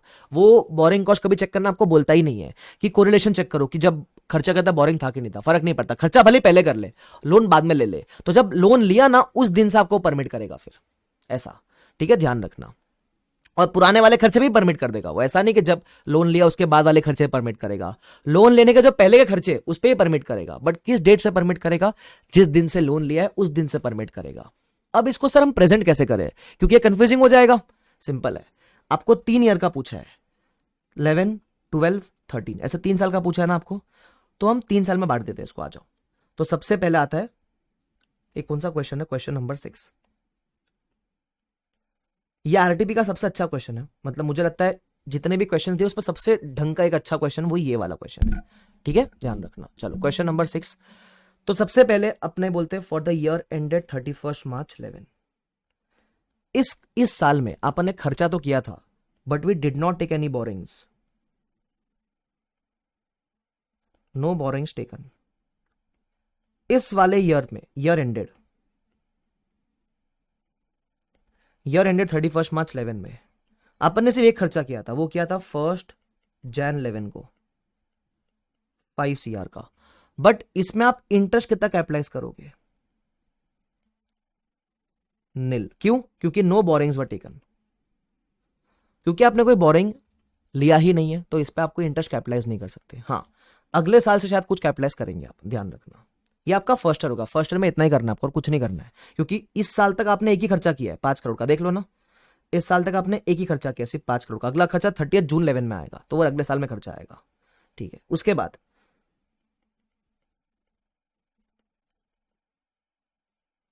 For the year ended 31 March 12, अभी अगले साल पे आ गए अपन। अगले साल में don't take directly the next expense, नया एक्सपेंस पहले मत लो, पहले पुराने वाले की बात भी कर लो, ठीक है। तो जो पुराना वाला 5 लाख था, सॉरी 5 करोड़ था पुराना वाला, इस पे जो फर्स्ट 3 मंथ्स है that is from 1 April to 30 June, no borrowings yet, no borrowings taken yet, therefore no capitalisation. अभी आप कैपिटलाइज नहीं कर सकते। लेकिन मैं बोलूं फ्रॉम 1 जुलाई 11 टू अभी ये साल के एंड की बात करता हूं 31 मार्च 12, मैं बोलूं आपने बोरिंग्स ले ली, अब इतने पीरियड पे आप बोरिंग कॉस्ट कैपिटलाइज कर सकते हो।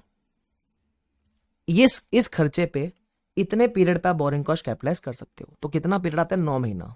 सर 9 महीना क्यों? आपने तो 12 महीने कहा था। अरे बाकी 3 महीने अगले साल में आएंगे ना, इसलिए। तो कैसे करेंगे? 5 CR इंटू 10% है इंटू 9/12, सिंपल, इंटू 9/12। बताओ कितना आता है? बताओ कितना आता है? मेरे ख्याल से it comes to 0.375 crore. Simple. Very good Sanket, very good Vidhi, very good Aishwarya, Pranav, very good. It comes to how much? 0.375, 37.5 lakh से 0.375 करोड़ बोल दो, ठीक है। क्या इस साल में आपने और कोई खर्चा किया है? ये फर्स्ट खर्चा। इस साल में और कोई खर्चा किया है?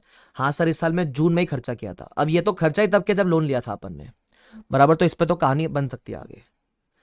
तो सेकंड वाला अमाउंट क्या था? सेकंड वाला अमाउंट वॉज 20 करोड़। ये लिया आपने 30 जून 11 को, तो इसमें तो चल जाएगा। तो आप बोलोगे इसका कंप्यूटेशन कैसे करेंगे? 20 CR इंटू 10% इंटू 9/12, इस पे तो आप ले सकते हो। तो कितना आता है इसका? सोच समझ के बताओ। 1.5 CR, ठीक है। उसके अलावा और क्या खर्चा किया आपने? साल के लास्ट डे पे खर्चा किया 20 करोड़ का, ठीक है। तो तीसरा खर्चा 20 करोड़, बट आपने किया कभी है ये? 31 मार्च 12 पे। तो इस पे तो अगर कुछ करोगे भी 20 करोड़ इंटू 10%, मैं बोलूं इंटू 0 मंथ्स रहेगा। क्यों 0 मंथ्स? लास्ट डे पे खर्चा किया ना, लास्ट डे। तो जब लास्ट डे पे खर्चा किया तो कुछ होएगा ही नहीं। तुम समझ रहे हो? ऐसे करके तुमने 3 खर्चे किए। चौथा खर्चा सर नेक्स्ट खर्चा अगले साल अपन नहीं किया, तो वो मत लो अभी फिलहाल, समझा? ठीक है। तो कितना होएगा? तो मैं बोलूंगा 0.375 प्लस 1.5 कितना होता है? 1.875 crore. This is the borrowing cost to be capitalised for the year ended 31 March 12। अब नॉर्मली अपन ने जितने भी क्वेश्चन किए इंडेक्स 23 में, हम सिर्फ एक ही साल की बात करते थे। मतलब जिस साल में बोरिंग लिया, जिस साल में खर्चा हो रहा है, उस साल में क्या हो रहा है उसकी बात करते थे। हम कभी अगले साल गए नहीं। अगले साल में भी कंस्ट्रक्शन 3 महीना और चला है। Construction ended on 30 June, it ended on 30 जून 12। तो अगले साल भी 3 महीने चला कंस्ट्रक्शन और है। तो अगले साल की हमने कभी बात ही नहीं करी, यहां बात करते हैं। अब अगले साल क्या होगा वो बहुत मजेदार है, सुनना, ठीक है। अगले साल का बात सबसे इंपॉर्टेंट है, सिंपल है बट नया है कुछ। For the year ended 31 March 13, मैं बोलू construction completed on 30 June 12, that is कितने महीना चला? 3 मंथ्स इन करंट ईयर। ये साल में 3 महीना चला, बराबर कि नहीं? ये साल में चला है 3 महीना, वापस 3 महीना चला है। अब जो मैं बताने जा रहा हूं वो कुछ नया है। ये साल में आप अभी क्या करोगे, तो पहले के जो खर्चे हैं, पहले 5 CR 20 और 20 टोटल 3 खर्चे आपने किए। पहले के खर्चे पे भी अगले साल आपको 3 महीने और कैपिटलाइजेशन मिलेगा। पहले के खर्चे पे भी आपको 3 महीने और कैपिटलाइजेशन मिलेगा। अब पहले के खर्चे पे तो कैपिटलाइजेशन मिलेगा, पहले का जो बोरिंग कॉस्ट है उस पे भी आपको कैपिटलाइजेशन मिलेगा। क्या सर? वापस सुनो, आपके पीपी का कैरिंग अमाउंट क्या हो जाएगा? पीपी का carrying amount will be 5 + 20 + 20 45 plus ये बोरिंग कॉस्ट कैपिटलाइज करोगे तो ये पीपी के कैरिंग अमाउंट में ऐड हो जाएगा। तो आपकी पीपी की कैरिंग अमाउंट कितनी हो जाएगी? It will B 45 CR plus 1.875। Sir ये 45 कैसे आया? 5 + 20 + 20, 5 + 20 + 20 मिला के 45 होता है, प्लस 1.875। यह है आपकी पीपी की कैरिंग अमाउंट, दैट इज 46.875। इस पूरे अमाउंट पे आपको कैपिटलाइज करने मिलता है for the remaining 3 months.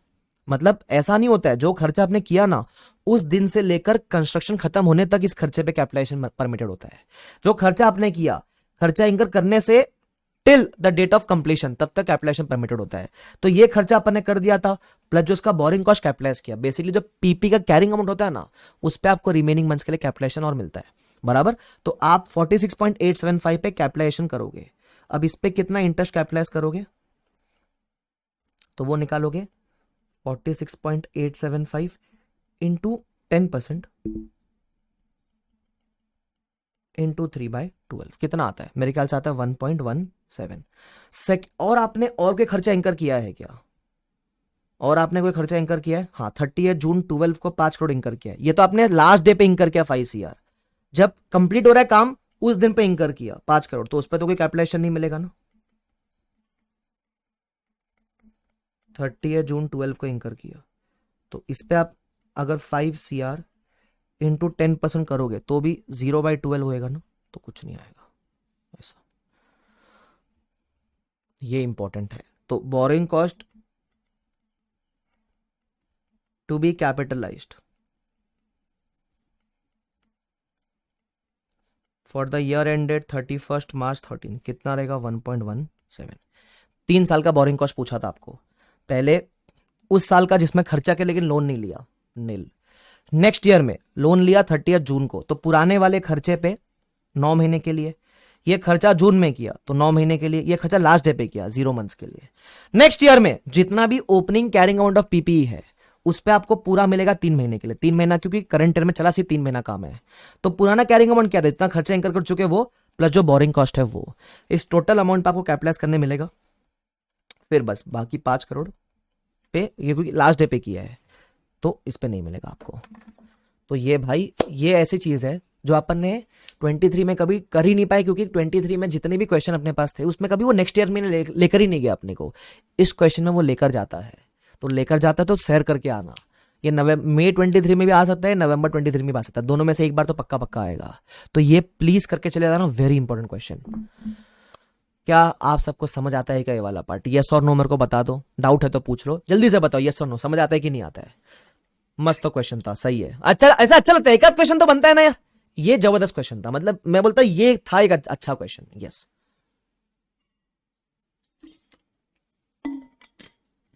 Vidhi says yes, easy done before. हाँ ऑफ कोर्स, ये एग्जाम में पहली बार आएगा तो नहीं कर पाओगे, एक बार करके जाना पड़ेगा घर से। यस, सही है प्रणव, सही है निखिल, सही है रमसीना, ओके, यस संकेत, यस ऐश्वर्या, परफेक्ट। ठीक है, ध्यान रखना, राइटिंग प्रैक्टिस कर लेना इसकी। हाँ लिख लो किधर, डू राइटिंग प्रैक्टिस। क्लियर? चलो आगे बढ़ जाते हैं। अब आता है अगला क्वेश्चन 115। अब जो सेम क्वेश्चन है ना वो अपन नहीं करेंगे इसके अंदर, मतलब जो ऑलरेडी अपने किताब में वो अपने को करने का जरूरत नहीं है। ठीक है, मैं आपको चाहिए तो रेफरेंस दे देता हूँ। ये 115 का क्वेश्चन है, ये वो एक क्वेश्चन था एलिवेटर वाला, उसके ऊपर है। आपके पास जो भी किताब है मेरे को नहीं पता, बट मेरे ख्याल से it is like illustration number 65 question bank, edition 6 का बात करूं तो वो सेम है, तो एक बार देख लेना, सेम है, नया कुछ नहीं उसके अंदर, ठीक है, ध्यान रखना। चलो अब आता है अपना इलस्ट्रेशन नंबर 8, इंडिया 16 का। एलडीआर नहीं है, सिंपल है, देखते हैं क्या बोलता है, सुन लो। Company X built a new plant which was bought into use on 1 April 11। ठीक है, प्लांट बिल्ड किया जो यूज में कब आया, 1 अप्रैल 11 को आया, bought into use on 1 April 11। The cost to construct the plant was 1.5 crore. Okay, the estimated useful life is 20 years. The company accounts for the plant under cost model. ठीक है, तो plant का value कितना है, 1.5 CR, useful life 20 years. ठीक है, the initial carrying amount of the plant includes an amount of 10 lakh for decommissioning. बोलता है आपके कैरिंग अमाउंट में 10 लाख ऑलरेडी इंक्लूडेड है डीकमिशनिंग का। मैंने बोला इंक्लूडेड है तो ठीक है, क्या दिक्कत है, which was determined using discount rate. फिर बोलता है the company on 31 March 12, 31 March 12 मतलब कितने साल के बाद, मेरे ख्याल से 1 साल के बाद, यस 1 साल के बाद। 1 साल के बाद क्या हुआ है, 1 साल के बाद बोलता है company remeasures the provision of decommissioning to 13 lakh. Provision हो गया रीमेजर। करना क्या है, provide necessary journal entries at the end of the year that is 31 March 12 for recording depreciation and decommissioning provision. इनको एंट्री वगैरह चाहिए तो एंट्री मार के देंगे। बहुत सिंपल क्वेश्चन है, आ जाओ साथ में करते हैं। पेज ऐड कर दूं एक, कौन सा क्वेश्चन है ये, क्वेश्चन नंबर 8 है ना, यस क्वेश्चन 8। जैसे करता हूं वैसे करते हुए चलो। सबसे पहले पीपीई का बात करते हैं। बताओ 1/4/11 को इसकी वैल्यू क्या थी, इसकी वैल्यू वॉज 150, लाइफ 20 ईयर्स। पहले 1 साल कर दो डेप्रिशिएट, तो कितना रहेगा, 150 लैक्स बोल रहा हूं, लैक्स में ले रहा हूं मैं सब कुछ ताकि इजी पड़े। तो डेप्रिशिएशन विल बी 7.5 लैक्स। तो कितना वैल्यू बचेगा 31 मार्च 12 को, 142.5 लैक्स। ठीक है, कोई दिक्कत वाली बात नहीं है, आगे बढ़ जाते हैं। फिर था अपना प्रोविजन फॉर डीकमिशनिंग। इसको पता है अपन एवरी ईयर एंड पे क्या करते हैं, क्या करते हैं इसका एवरी ईयर के एंड पे, अनवाइंडिंग करते, याद है क्या। तो प्रोविजन का अमाउंट कितना है, इसका amount opening value, opening on 1/4/11 it was 10 lakhs. Add unwinding at the rate 10%, तो 1 लाख से अनवाइंडिंग होगी, अनवाइंडिंग में बढ़ता है ना प्रोविजन, यस। तो कितना हो गया 11 लैक्स। ये आपका 31 मार्च 12 को वैल्यू हो गया। अब बोलता है this provision increase to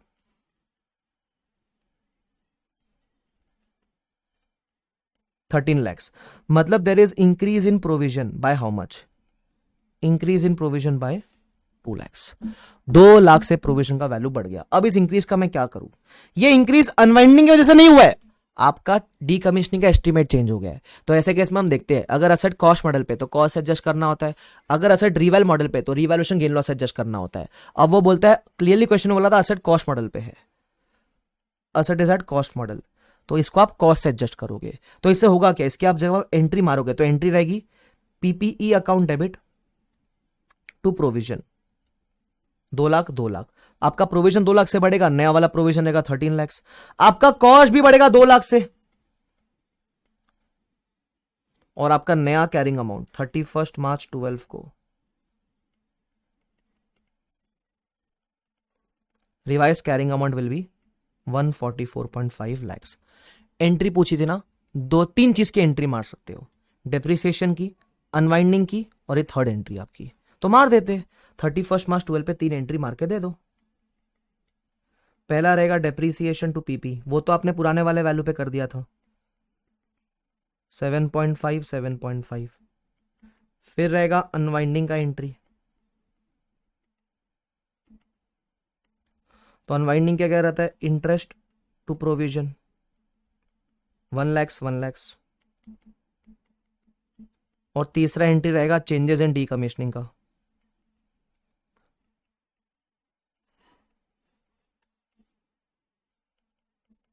PPE to provision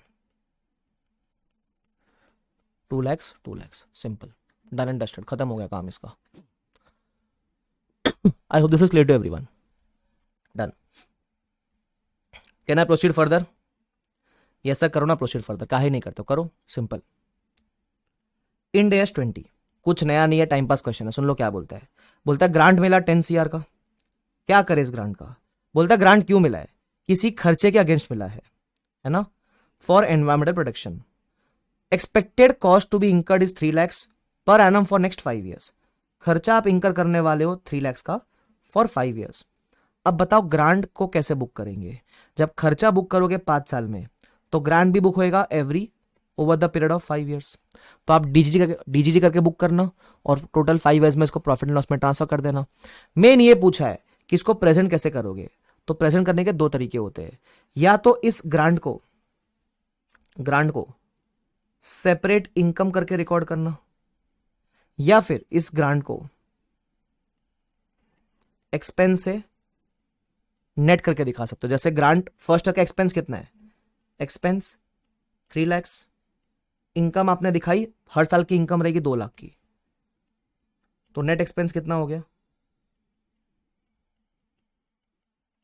1 lakhs, ऐसा करके दिखाओगे, बस खत्म। कुछ एलडीआर जैसा था नहीं इसके अंदर, सिंपल है वाला part. Is this clear to everyone? अरे क्लियर है क्या ये वाला पार्ट? Yes done. चलो मेरे ख्याल से we are good to proceed further, आगे बढ़ सकते हैं हिसाब से। यस बढ़ते चलो।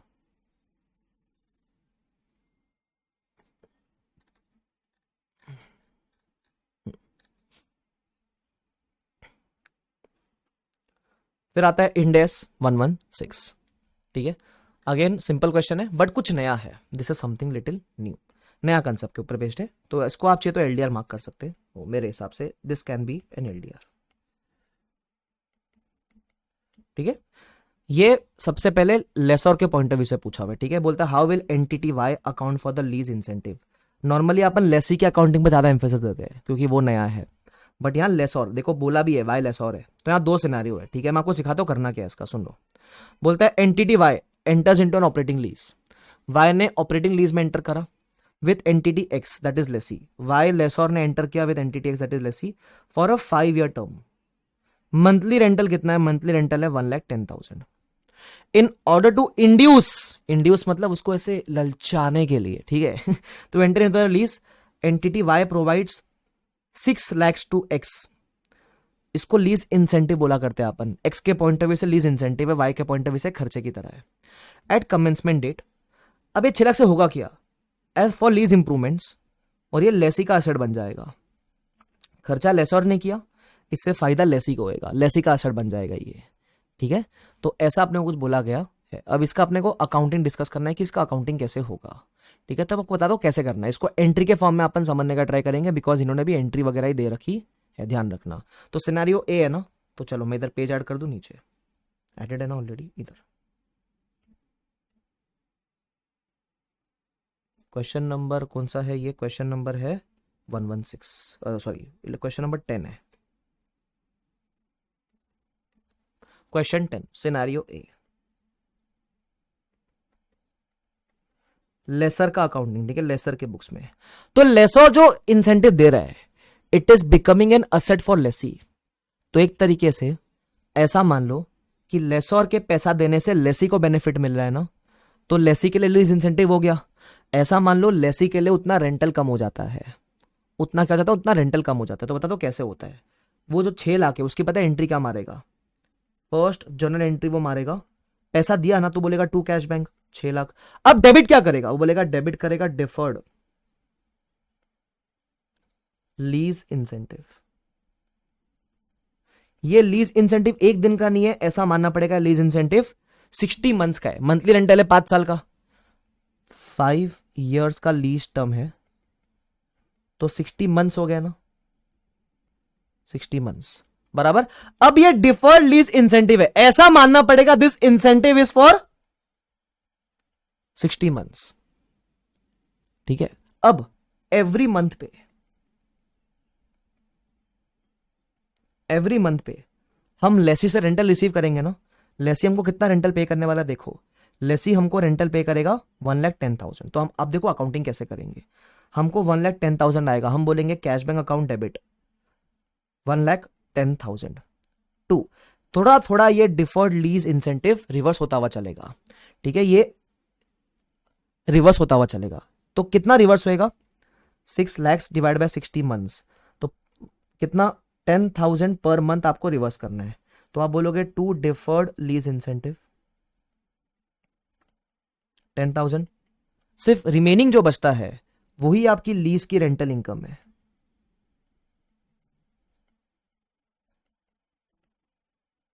That is 1 lakh.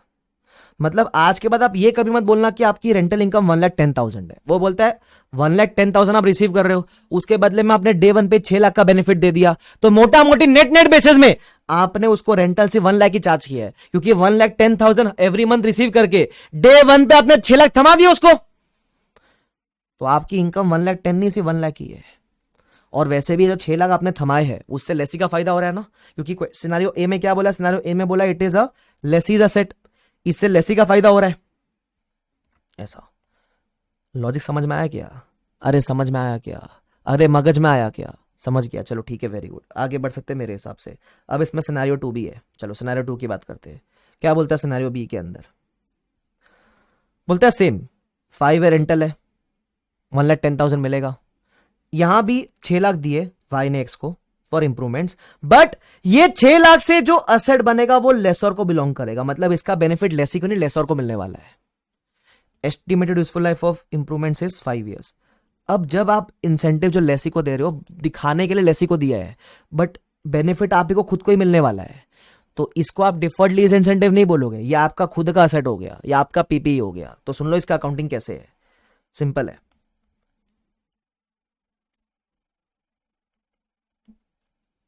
Scenario B, सुन लो इसमें अकाउंटिंग कैसा रहेगा। जो भी आपने 6 लाख पे किया है वो आप ही का असेट है, तो आप बोलोगे PP to cash bank 6 lakh 6 lakh. क्यों?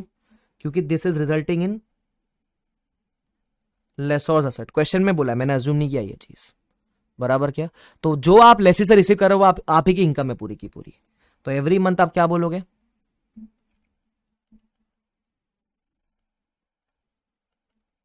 एवरी मंथ जो पैसा आएगा cash bank to lease rental income,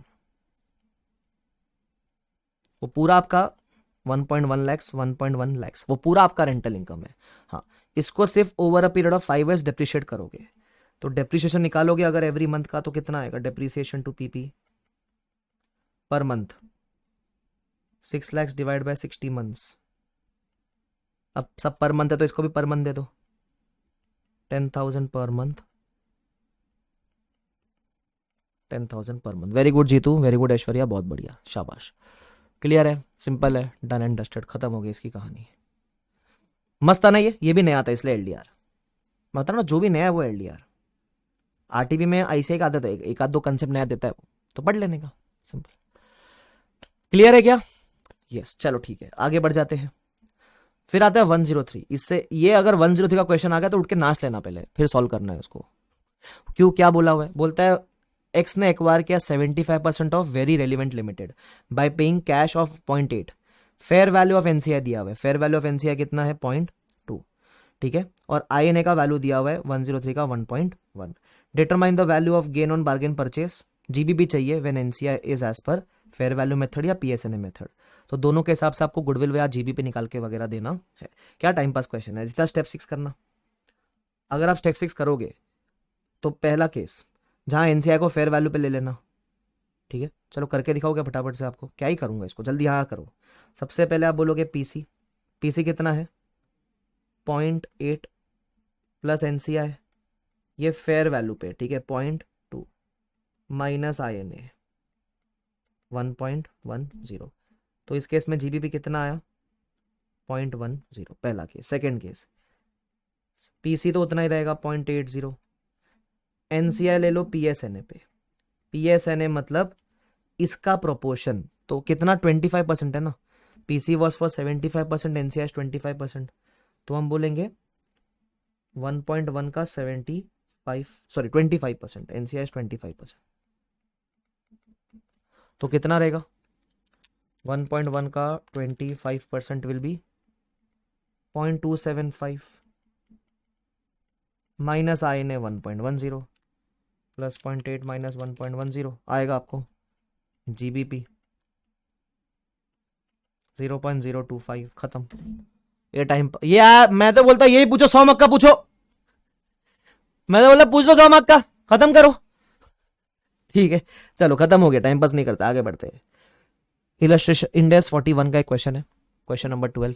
वो बोलता है जो फिशिंग वगैरह करते हो, है ना, मछुआरे लोग, जो मछुआरे लोग काम करते हैं उसको एग्रीकल्चर में स्कोप में कवर करते हैं क्या? मतलब बेसिकली आपको ये चेक करना है कि फिशिंग करना क्या एग्रीकल्चर एक्टिविटी है क्या? तो वो बोलता है एग्रीकल्चर एक्टिविटी नहीं है, fishing is not in scope. उसके डिटेल्ड आंसर आप पढ़ लेना, ऐसा क्यों बोलता है। There is no biological transformation वगैरह है उसके अंदर, ठीक है।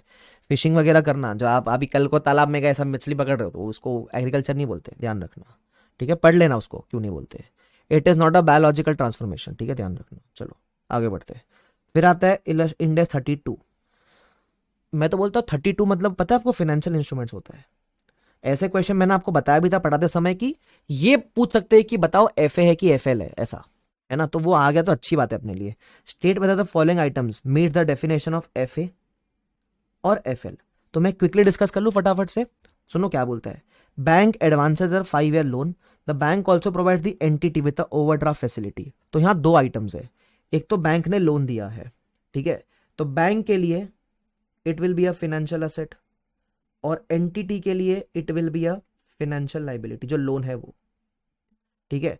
फिर ओवरड्राफ्ट फैसिलिटी, जो ओडी फैसिलिटी है, OD overdraft, OD OD again bank के लिए it is a financial asset, entity के लिए it is a financial liability, simple. आगे, entity A owns preference shares in B, the preference share entitle entity A to dividends but not to any voting rights. Preference shares है, बोला क्या convertible redeemable ऐसा कुछ भी अपने को किधर बोला है नहीं, तो अपन मानेंगे इट इज रिडीमेबल। कन्वर्टेबल होता तो स्पेसिफिकली मेंशन होता, बराबर, किधर कुछ नहीं बोला है, तो अपन मानेंगे नॉर्मल डिबेंचर्स, रिडीमेबल डिबेंचर्स है, तो it is a financial liability for the issuing party and for the holder it is a financial asset.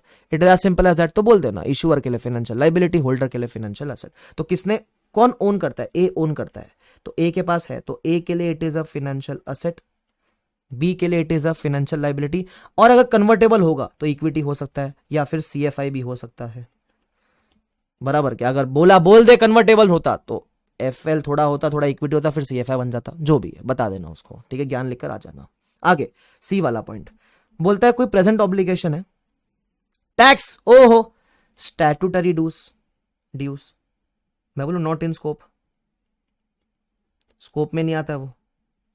उसके अलावा लॉ सूट वगैरह का बात किया है, तो लॉ सूट से प्रोविजन क्रिएट होता है, प्रोविजन का अकाउंटिंग 37 में होता है, not a financial liability asset, ध्यान रखना, सिंपल। मैं तो बोलता पूछ लो 100 मार्क का, मजा आ जाएगा एकदम ही आउट ऑफ। ये भी again not a financial liability, provision वगैरह तो ना फाइनेंशियल लाइबिलिटी होता है, खत्म। आगे आएगा 33। जितने क्वेश्चन बाकी है उसमें एक आखिरी एलडीआर क्वेश्चन, ऐसा कह सकते हो आप। टोटल कितने एलडीआर हो गए वैसे, देखो स्टार्टिंग से 33 में करवा रहा हूँ, बड़े बार गिने क्या। जैसे फर्स्ट वाला एलडीआर था, सेकंड मैंने आपको एलडीआर बताया, फिर फिफ्थ एलडीआर था तो 3 हो गए, उसके बाद 4 हो गए ये,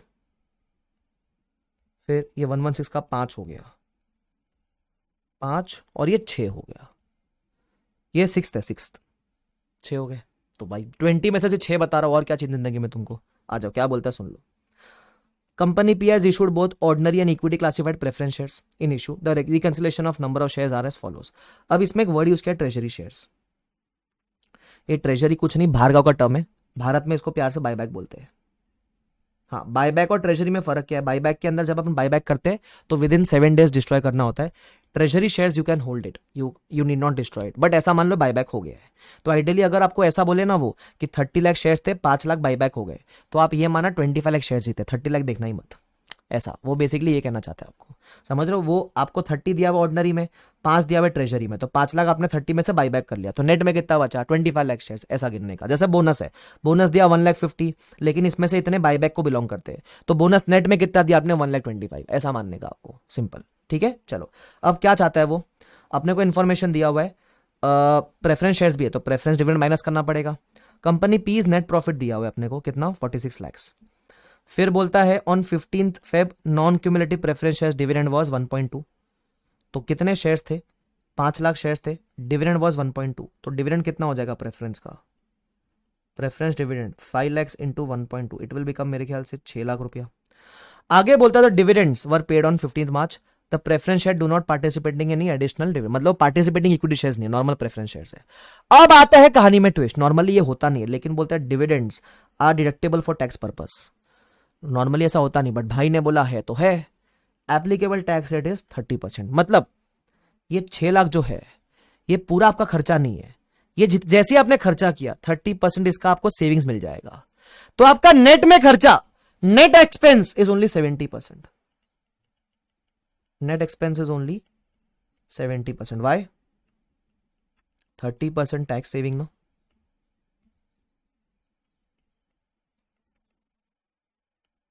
30% इज टैक्स सेविंग्स। अब चाहता क्या है, financial year ends on 31st March, determine basic EPS, use number of months और part of months rather than number of days. Number of days नहीं चाहिए उनको, नंबर ऑफ मंथ्स में कैलकुलेशन चाहिए बेसिक ईपीएस का। तो ये तो मैं यही निकाल सकता हूं, सुन लो बेसिक ईपीएस कैसे निकालेंगे, मैं यहां निकाल देता हूं। पहले फॉर्मूला लिखना कि प्रॉफिट अवेलेबल या earnings available for equity share holders divide by weighted average number of equity shares. पहले अर्निंग्स की बात कर लेते हैं, अर्निंग्स कैसे मिलेगी आपको, तो मैं डायरेक्टली कर रहा हूं, ठीक है, आप चाहो तो डिटेल में थोड़ा दे सकते हो। तो पहले आप ए पार्ट, अच्छा मैं इसको थोड़ा अच्छे से करूं, तो चलो ये मैं ऊपर लिख देता हूं। अब मैं ए पार्ट की वर्किंग करता हूं, ये अपन बोल देते हैं दिस इज पार्ट ए और दिस इज पार्ट बी। तो ए वाला पार्ट कैसे आएगा, मैं बोलूंगा कितनी अर्निंग्स थी मेरी, 46 lakhs की अर्निंग्स थी, माइनस प्रेफरेंस डिविडेंड। लेकिन ये जब माइनस करूंगा तो नेट ऑफ टैक्स माइनस करूंगा, टैक्स बेनिफिट है ना, तो कितना माइनस करूंगा, I will only deduct 6 lakhs into 70% करो,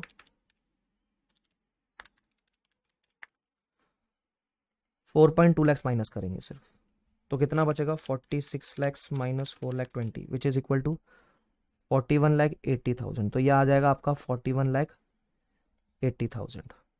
अब डिनोमिनेटर वेन्स, वेन्स में कैसे लेंगे देख लो। सबसे पहले आपका ओपनिंग शेयर थे 30 मत गिनो, 25 ही गिनो, तो हम बोलेंगे 25 lakhs। अच्छा जो बोनस है, बोनस किस दिन पे दे उससे फर्क पड़ता है कि अपने को नहीं, हम तो मानते हैं ना bonus was outstanding from the earliest reporting period. अब सिखाते वक्त मैंने कहा था bonus factor is outstanding from the earliest reporting period, यहां बोनस का रेशियो नहीं पता है अपने को, तो आप डायरेक्टली नंबर ऑफ शेयर्स ले सकते हो।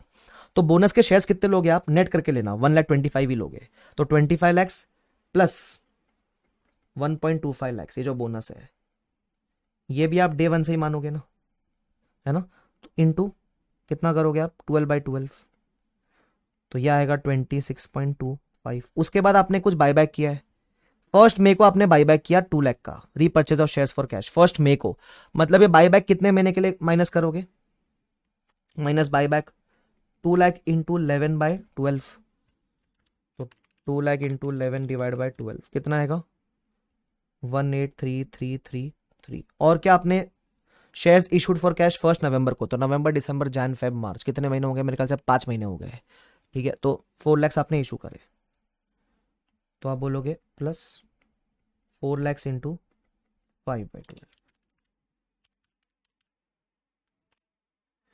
तो ये हो गया 166667, if I am not wrong, एक बार चेक कर लो। हाँ, तो प्लस 26,25,000 माइनस 18, 2625 प्लस 17 माइनस 183333, कितना हो गया ये, 26,08,334 ले ले, ये आपका वेन्स हो गया, बस तो ले लो 26,08,333 ले लो यार, डिवाइड बाय 41,80,000 कितना आता है वो, 1.60 आता है। ये आपका बेसिक ईपीएस हो गया, खत्म, बेसिक ईपीएस हो गया आपका, डन एंड डस्टेड। चेक कर ले एक बार,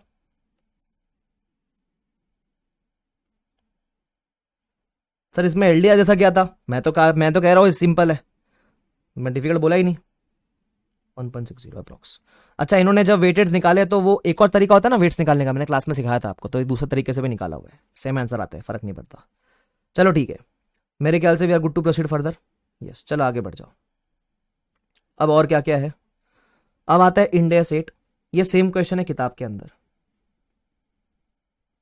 तो वो आप रीड कर लेना, मतलब सेम सेम चीजें नहीं करने वाले, ठीक है। यस, आगे ये वाला इंडेस 109 का टाइम पास क्वेश्चन। 109 के का चिंदी चिंदी क्वेश्चन पूछ रखे इन्होंने, टाइम पास किया हुआ है, प्रेजेंट वैल्यू निकालने बोलता है। सुन लो क्या बोलता है। In an arms length transaction entity x बाइस 10,000 preference shares in Z for cash payment of 40,000, ठीक है, with 25 lakh payable immediately. 25 lakh कब पे करना है, 25,000 आपको पे करना है आज immediately, and 15,000 is payable in 2 years. मतलब 25,000 पर जब डिस्काउंटिंग फैक्टर लगाओगे तो 1 का फैक्टर लगेगा डिस्काउंटिंग फैक्टर, और 15,000 2 साल के बाद पे करना है, तो इस पे लगाओगे discounting factor of second year, और रेट है @ 6%। बस निकाल लो प्रेजेंट वैल्यू, ये करना है इसके अंदर। सोचो तुम क्या करना है इसके अंदर, ये बेवकूफ़ी करनी है इसके अंदर। तो क्योंकि 25,000 फर्स्ट डे पे करना है, तो 25,000 एम प्लस 15,000 डिवाइड बाय 1.0612 कितना आता है 13, वो एम प्लस मारो, टोटल आएगा 38,350। और आपने ये बाय किया, तो बस इसकी एंट्री मार के दिखाओ भी आपको, इसकी आपको जर्नल एंट्री मार के दिखाता हूं। आपने एक फाइनेंशियल असेट बाय किया, तो आप बोलोगे फाइनेंशियल असेट 38,350 बराबर 2। डे 1 पे आपने थोड़ा पैसा पे कर दिया, तो आप बोलोगे डे 1 पे टू कैश बैंक 25,000। बाकी आप एक पेबल क्रिएट कर देना। कितने का पेबल क्रिएट करोगे आप, कितना बचता है 13,350 बचता है ना, बस दैट्स इट, खत्म हो गया, टाइम पास है, इतना करके देना था आपको। और फिर आप एलईटी वगैरह बना के हर साल का इंटरेस्ट वगैरह निकाल सकते हो, वो टाइम पास खिला कूदी कर सकते हो घर पे बैठ के, ठीक है क्या। चलो, ये टाइम पास करना है, ये करना है क्या इधर। चलो आगे बढ़ जाते हैं। अभी इंडेस 24 और 101 का combination, again time pass question. मैं बताता हूँ इस क्वेश्चन में क्या है, ठीक है। बोलता है SEL had applied for a term loan from a bank. तो दो पार्टीज हो गई, एक हो गया कंपनी SEL और एक हो गया बैंक, ठीक है। उसके अलावा इस लोन के लिए गारंटी दी है डायरेक्टर ने, कौन है, मिस्टर जॉय, ठीक है। ये बोरोवर हो गया, ठीक है, बैंक बिकम्स द लेंडर, और मिस्टर जॉय जो कंपनी का डायरेक्टर है, इसने दिया गारंटी, तो ये गारंटर हो गया। गारंटर बोलो, श्योरिटी बोलो, जो बोलना बोल दो, ठीक है। अब आपको पता है जब 109 क्यों आया, क्योंकि गारंटी की बात हो गई। गारंटी का अकाउंटिंग कौन करता है, गारंटी का अकाउंटिंग मिस्टर जॉय करता है, ठीक है। ये करता है मिस्टर जॉय, ये करता है accounting for guarantee, accounting for financial guarantee, ठीक है। ये बात ध्यान रखना, मिस्टर जॉय करता है फाइनेंशियल गारंटी का अकाउंटिंग, पता है। अब इसमें 109 इसलिए आ गया। अच्छा, 24 कहां से आया, क्योंकि डायरेक्टर ने गारंटी दिया, इसलिए 124 भी आ गया, ठीक है। अब करना क्या है, वो बोलता है बताओ SEL के बुक्स में, बोरोवर के बुक्स में फाइनेंशियल गारंटी की अकाउंटिंग क्या होगी। भाई साहब, बोरोवर फाइनेंशियल गारंटी की अकाउंटिंग करता ही नहीं है। No accounting for financial guarantee in books of borrowers. This was a trick question. Borrower accounting करता ही नहीं है, अकाउंटिंग तो गारंटी देने वाला आदमी करता है, तो बोरो के बुक्स में कोई अकाउंटिंग नहीं आएगा। फिर बोलते हैं डिस्क्लोजर, तो डिस्क्लोजर देना पड़ेगा एज पर इंडेस 24। वो नेचर क्या है, रिलेशनशिप क्या है, अमाउंट कितना है, क्या है, वो सब ज्ञान देकर आने का उसको, सिंपल है ना। वो सब बता देना उसको, नेचर वगैरह क्या है देख लेना, रीड रीड वंस।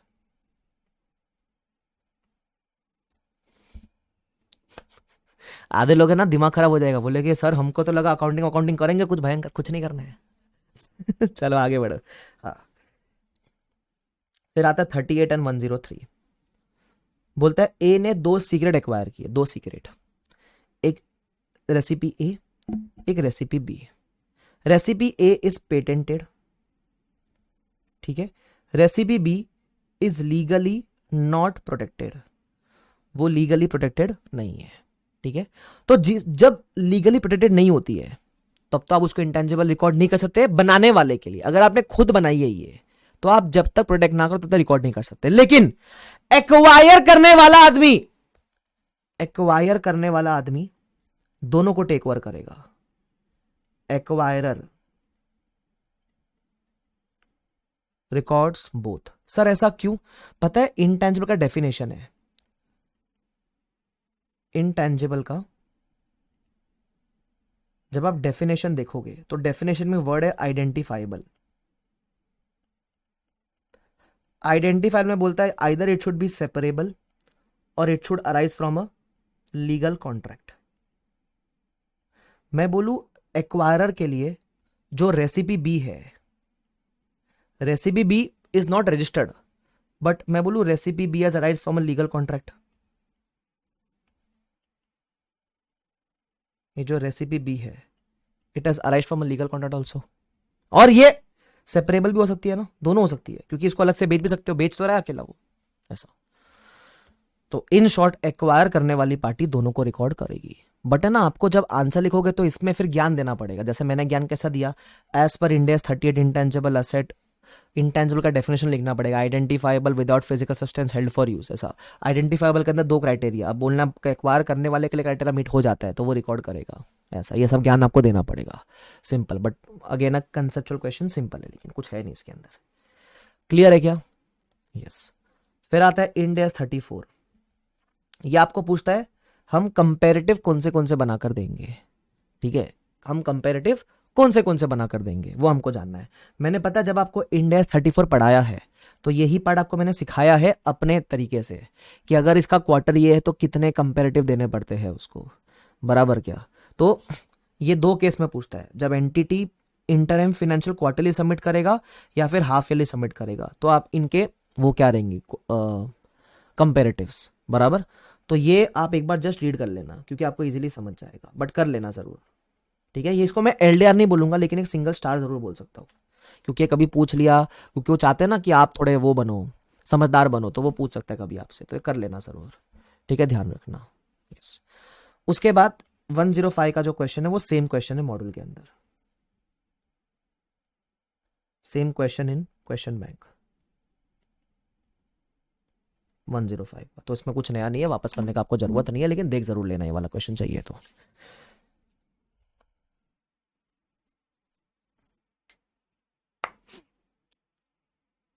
खत्म।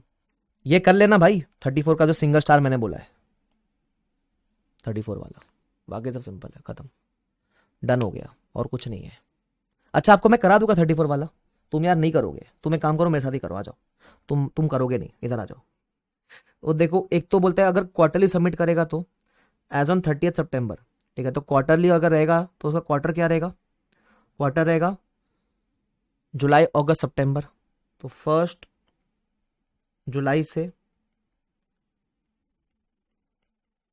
30 सितंबर क्वार्टर है। और अगर हाफ ईयर रहेगा तो 1 अप्रैल 11 से 30 सितंबर 11, इसका ये हाफ ईयर है। अब बोलता है इंटरम में कौन से चीजें प्रेजेंट करके आपको देनी पड़ेगी, ठीक है। तो एक काम करो, आपको मैं लिखा दूं इधर किधर, ऐड पेज करते हैं, आ जाओ 34 क्वेश्चन नंबर 19। पहला केस, क्वार्टर क्या है, 1 जुलाई 11 से लेकर 30 सितंबर 11। अब इंटरम में क्या क्या सबमिट करते हो, balance sheet, profit and loss, SOCE और कैश फ्लो। तो बैलेंस शीट आप कैसे देते हो, बैलेंस शीट बनती है एज ऑन डेट, तो बराबर तो आप करंट ईयर का देते हो एज ऑन डेट।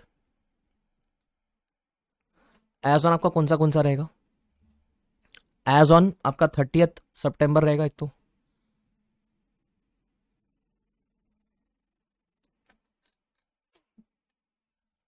तो आएगा एज ऑन 30 सितंबर 11, और इसका प्रीवियस ईयर देना होता है। तो आप प्रीवियस ईयर कैसा दोगे, आप इसका प्रीवियस ईयर दोगे एज ऑन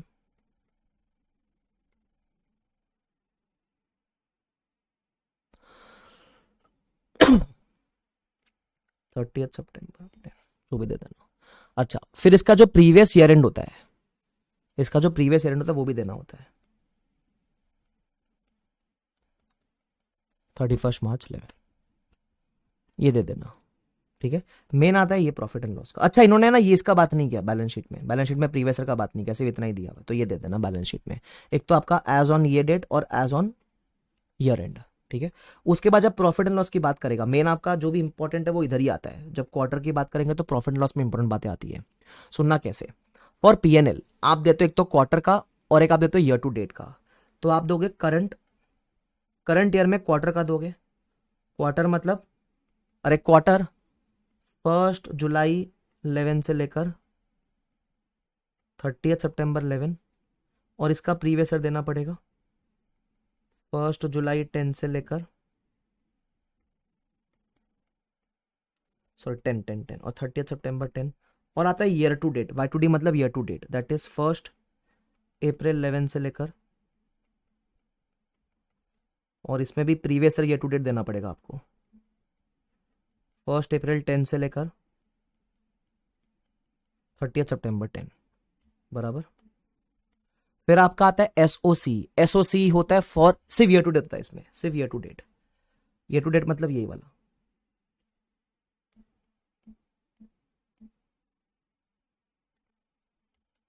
करंट और प्रीवियस ईयर। और सीएफएस भी बनता है only year to date, CFS भी होता है सिर्फ ईयर टू डेट।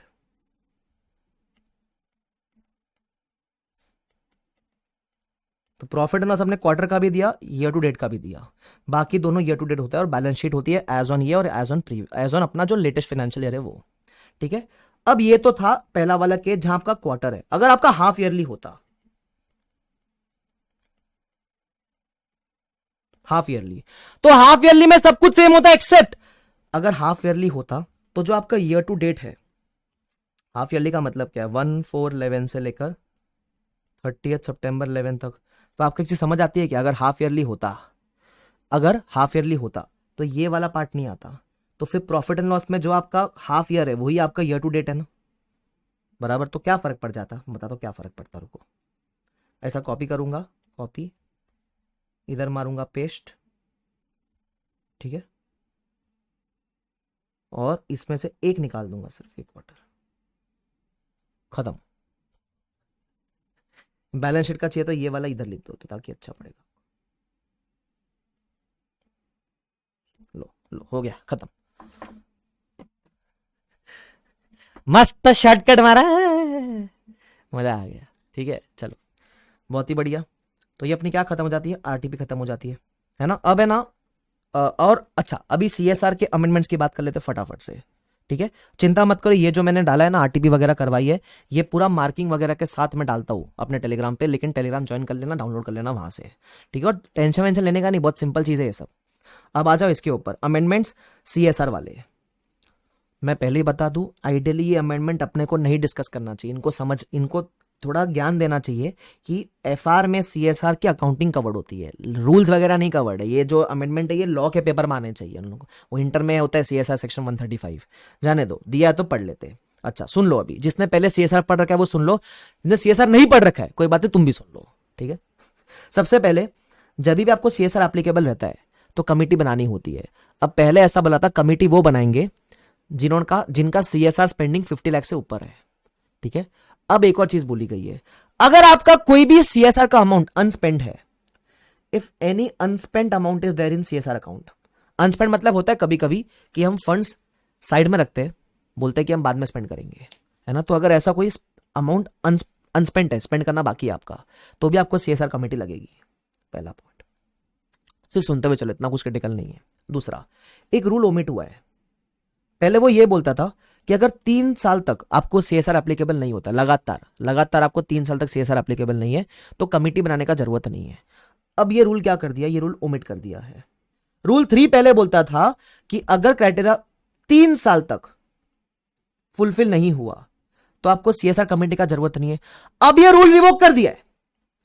इसका इंप्लीकेशन अभी 2 तरीके से हो सकता है, या तो सीएसआर कमेटी जिंदगी में कभी डिसॉल्व नहीं होगी, या फिर वो हर साल चेक करना पड़ेगा कि सीएसआर कमेटी बनाए कि नहीं बनाए। अब इस पे clarification is yet to be received, but आपको इतना ध्यान रखना है कि अगर आपको क्वेश्चन में बोल दे कि मेरे को 3 साल तक सीएसआर अप्लाई नहीं हो रहा है अब, और पहले मैंने कमेटी बना रखी है, तो क्या मैं कमेटी डिसॉल्व कर सकता हूँ? आप बोलने का नहीं, वो रूल ओमिट हो चुका है, कमेटी डिसॉल्व नहीं हो सकती, सिर्फ इतना मतलब रहेगी कमेटी बस। उसके अलावा एक इंक्लूजन दिया हुआ लिस्ट के अंदर। What is the meaning of this? CSR का खर्चा करने का 2 तरीका है, या तो खुद कर लो या फिर कोई अच्छी संस्थान में अपना पैसा डोनेट कर दो ताकि आपके ब्याह पे वो खर्चा कर ले। सपोज आपको सीएसआर करना है, आपके पास समय नहीं और आपको पता नहीं कहां सीएसआर करें, तो आपने एफआरवीडे के संस्थान, आपको पता है चैरिटेबल ट्रस्ट है, मैं अच्छा काम करता हूं, तो आपने बोला, आपने मुझे पैसा दे दिया है ना, और मैं आपके ब्याह पे पैसा सीएसआर में डाल दूंगा। तो आपने जो मुझे पैसा दिया ना, it is also CSR expense, ऐसा बराबर। तो अब ऐसे कौन से एंटिटी को अगर आप पैसा जमा करवा दोगे तो उसको सीएसआर स्पेंडिंग मानी जाएगी। जैसे आप नहीं कर सकते ना, तो आप ऐसे कौन से लोग को पैसा दोगे तो हम मानेंगे आपने सीएसआर कर लिया है, तो वो लिखा हुआ है। तो वो बोलता है अब ऐसे फंड में, जैसे मैंने बोला ना मुझे दे दो, मैं आपके ब्याह में मैं बड़ा अच्छा काम करता हूं, मुझे दे दो, मैं आपका पैसा खाऊंगा नहीं, तो ऐसा मेरे ऐसे कितने लोग को इंक्लूड कर लिया इस लिस्ट के अंदर कि आप कौन से और एंटिटी को पैसा दोगे तो हम मानेंगे आपने सीएसआर कर लिया है। तो बोलता है any fund establish for charitable purpose, है ना, अगर कोई भी चैरिटेबल पर्पस के लिए एस्टैब्लिश हुई है उसको दोगे पैसा तो हम सीएसआर खर्चा ही मान लेंगे। उसके अलावा अगर कोई ट्रस्ट है ना, रिलीजियस पर्पसेस, पब्लिक रिलीजियस मतलब होता है ना मंदिर वगैरह, उसमें दान पुण्य किया, कोई दिक्कत वाली बात नहीं है। उसके अलावा कोई एजुकेशनल इंस्टीट्यूशन जो प्रॉफिट के लिए नहीं होती है, जैसे आईसीआई में डोनेशन दे दिया आपने, प्रॉफिट के लिए है नहीं, वो डिबेटेबल क्वेश्चन है एनीवेज, तो सोनली फॉर एजुकेशन पर्पस, तो वहां दे दिया चल जाएगा, काम नहीं। कोई हॉस्पिटल में दिया तो भी चल जाएगा, कोई दिक्कत वाली बात नहीं है, सिंपल। इज इस क्लियर टू एवरीवन? खत्म।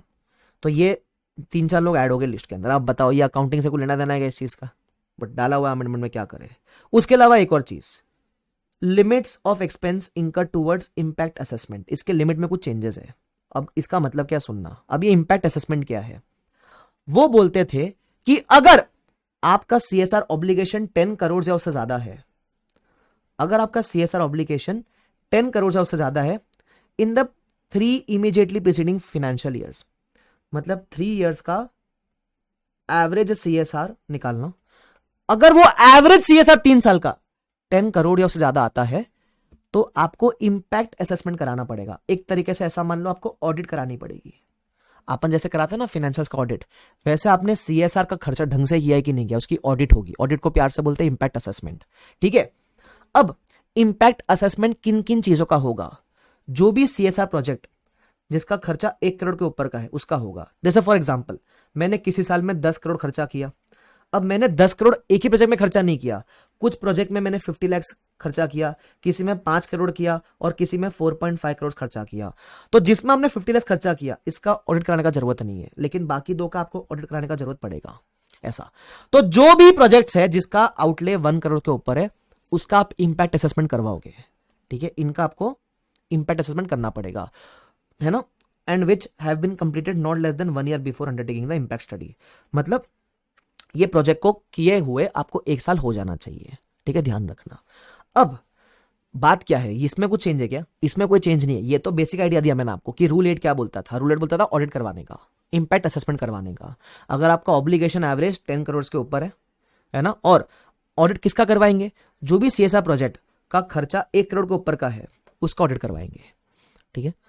अब आप जब ऑडिट करवाओगे तो इनको कुछ फीस दोगे ना, फ्री में तो करेंगे नहीं ऑडिट।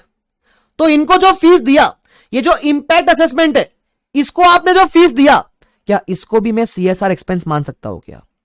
तो बोलते हैं हां, यस। ये जो ऑडिट वालों को आप फीस दोगे उसको भी आप सीएसआर एक्सपेंस मान सकते हो, लेकिन आप कितना एक्सपेंस मानेंगे इसको सीएसआर का, यह बात है। तो पहले क्या था, ये बिफोर है। बिफोर था कि आप मानोगे जितना भी सीएसआर का खर्चा है उसका या तो 5% या फिर 50 lakh whichever is less. अब अमेंडमेंट के बाद दिस इज नाउ ये जो ऑडिटर की फीस है उसमें से आप कितना खर्चा मान सकते हो सीएसआर का? तो बोलता है या तो 2%, अर्लियर 5 था अभी 2 है, या 50 lakh whichever is higher कर दिया। अर्लियर लोअर था ना, अब उसको कर दिया हायर, ऐसा। तो अभी आपको याद रखना है 2% ऑफ सीएसआर, मतलब सीएसआर सपोज खर्चा आपका सीएसआर का था 12 करोड़, तो 12 करोड़ का या तो 2% कितना आता है, 12 करोड़ का 2% मेरे ख्याल से आता है वो 24 lakhs और 50 lakhs, whichever is higher, उतना आप सीएसआर एक्सपेंस बाय डिफॉल्ट मान सकते हो। खत्म कहानी, ये ध्यान रखना। ये मतलब किसकी बात कर रहा है ये पॉइंट के अंदर, जो आपने इंपैक्ट असेसमेंट वाले को फीस दिया ना, उसकी फीस भी सीएसआर एक्सपेंस पर काउंट हो जाएगी, लेकिन कितना, सिर्फ 2% या 50 lakh, whichever is higher. Simple, बस क्लियर। आगे फिर आता है कि एनेक्शर और ई फॉर्म में कोई चेंजेस हुआ है। अरे भाई एनेक्शर ई फॉर्म का अपने क्या करना है, पढ़ लेना। वो बोलता है अभी तुमको है ना फॉर्मेट में एग्जीक्यूटिव समरी देने का, डिस्क्लोजर देने का, एडिशनल डिस्क्लोजर वगैरह देने का, ये वो दे देना यार, क्या टाइम पास है, ये सब चीज काम का नहीं है। ठीक है चलो, तो ये अपना हो गया सीएसआर। अब तुम बताओ कोई लेना देना था मेन अकाउंटिंग से इसका? नहीं। हाँ चलो क्लियर। उसके अलावा एक और चीज, अब बाकी जो मैंने बताया था, ये जो अमेंडमेंट्स है ये अभी के अमेंडमेंट नहीं है, ये आरटीपी के है नवंबर 22 के। अलग से देखना है तो ये देख लेना, लेटेस्ट बैच लिया तो मैंने ऑलरेडी कवर कर दिया, आपको अलग से पढ़ने का जरूरत टू बी ऑनेस्ट नहीं है। Is this clear to everyone? Yes, कहानी हो गई खत्म इसकी। तो ये अपना आरटीपी खत्म हो जाता है। अगर आपको आरटीपी का वीडियो पसंद आया लाइक ज़रूर कर देना। अच्छा मैं बता दूं मॉक टेस्ट के बारे में, ये अटेम्प्ट के जो मॉक टेस्ट है उसमें एक भी नया क्वेश्चन नहीं है। एफआर के 2 सीरीज है मॉक टेस्ट के, दोनों के दोनों सेम है बराबर, तो उसमें कुछ भी नया क्वेश्चन नहीं है। जब नया क्वेश्चन नहीं है तो डिस्कशन का कोई पर्पस उसका बनता नहीं है। उसके अलावा अगेन रिमाइंड करवा दूं, टेलीग्राम पे डाल दूंगा ये फाइल, डाउनलोड कर लेना। और बस ठीक है, बाकी बढ़िया पढ़ते रहो यार, अच्छी तरीके से करते रहो, टेंशन लेने की जरूरत नहीं है, जस्ट कीप वर्किंग हार्ड। ठीक है, तो सब बढ़िया हो जाएगा आपसे यार, मुझे लगता है आप रॉक कर दोगे एकदम। बस मेहनत करना बंद मत करना, लास्ट के दिन है स्ट्रेच कर लो, जितना खींच सकते हो खींच लो, निचोड़ लो पूरा, और जब निचोड़ लोगे तो आपका काम अच्छे तरीके से बन जाएगा। ठीक है, डोंट लीव इवन 1 इंच, एक आउंस ऑफ हार्डवर्क भी मिस आउट मत कर देना, जो जाने पूरी लगा दो आज के अभी ऐसे समय में। ठीक है, यस चलो, आई होप आपको मजा आ रहेगा। तो thank you so much everyone, bye bye everyone, take care, see you all, bye bye, please take care. हाँ और सब्सक्राइब कर लेना यूट्यूब को।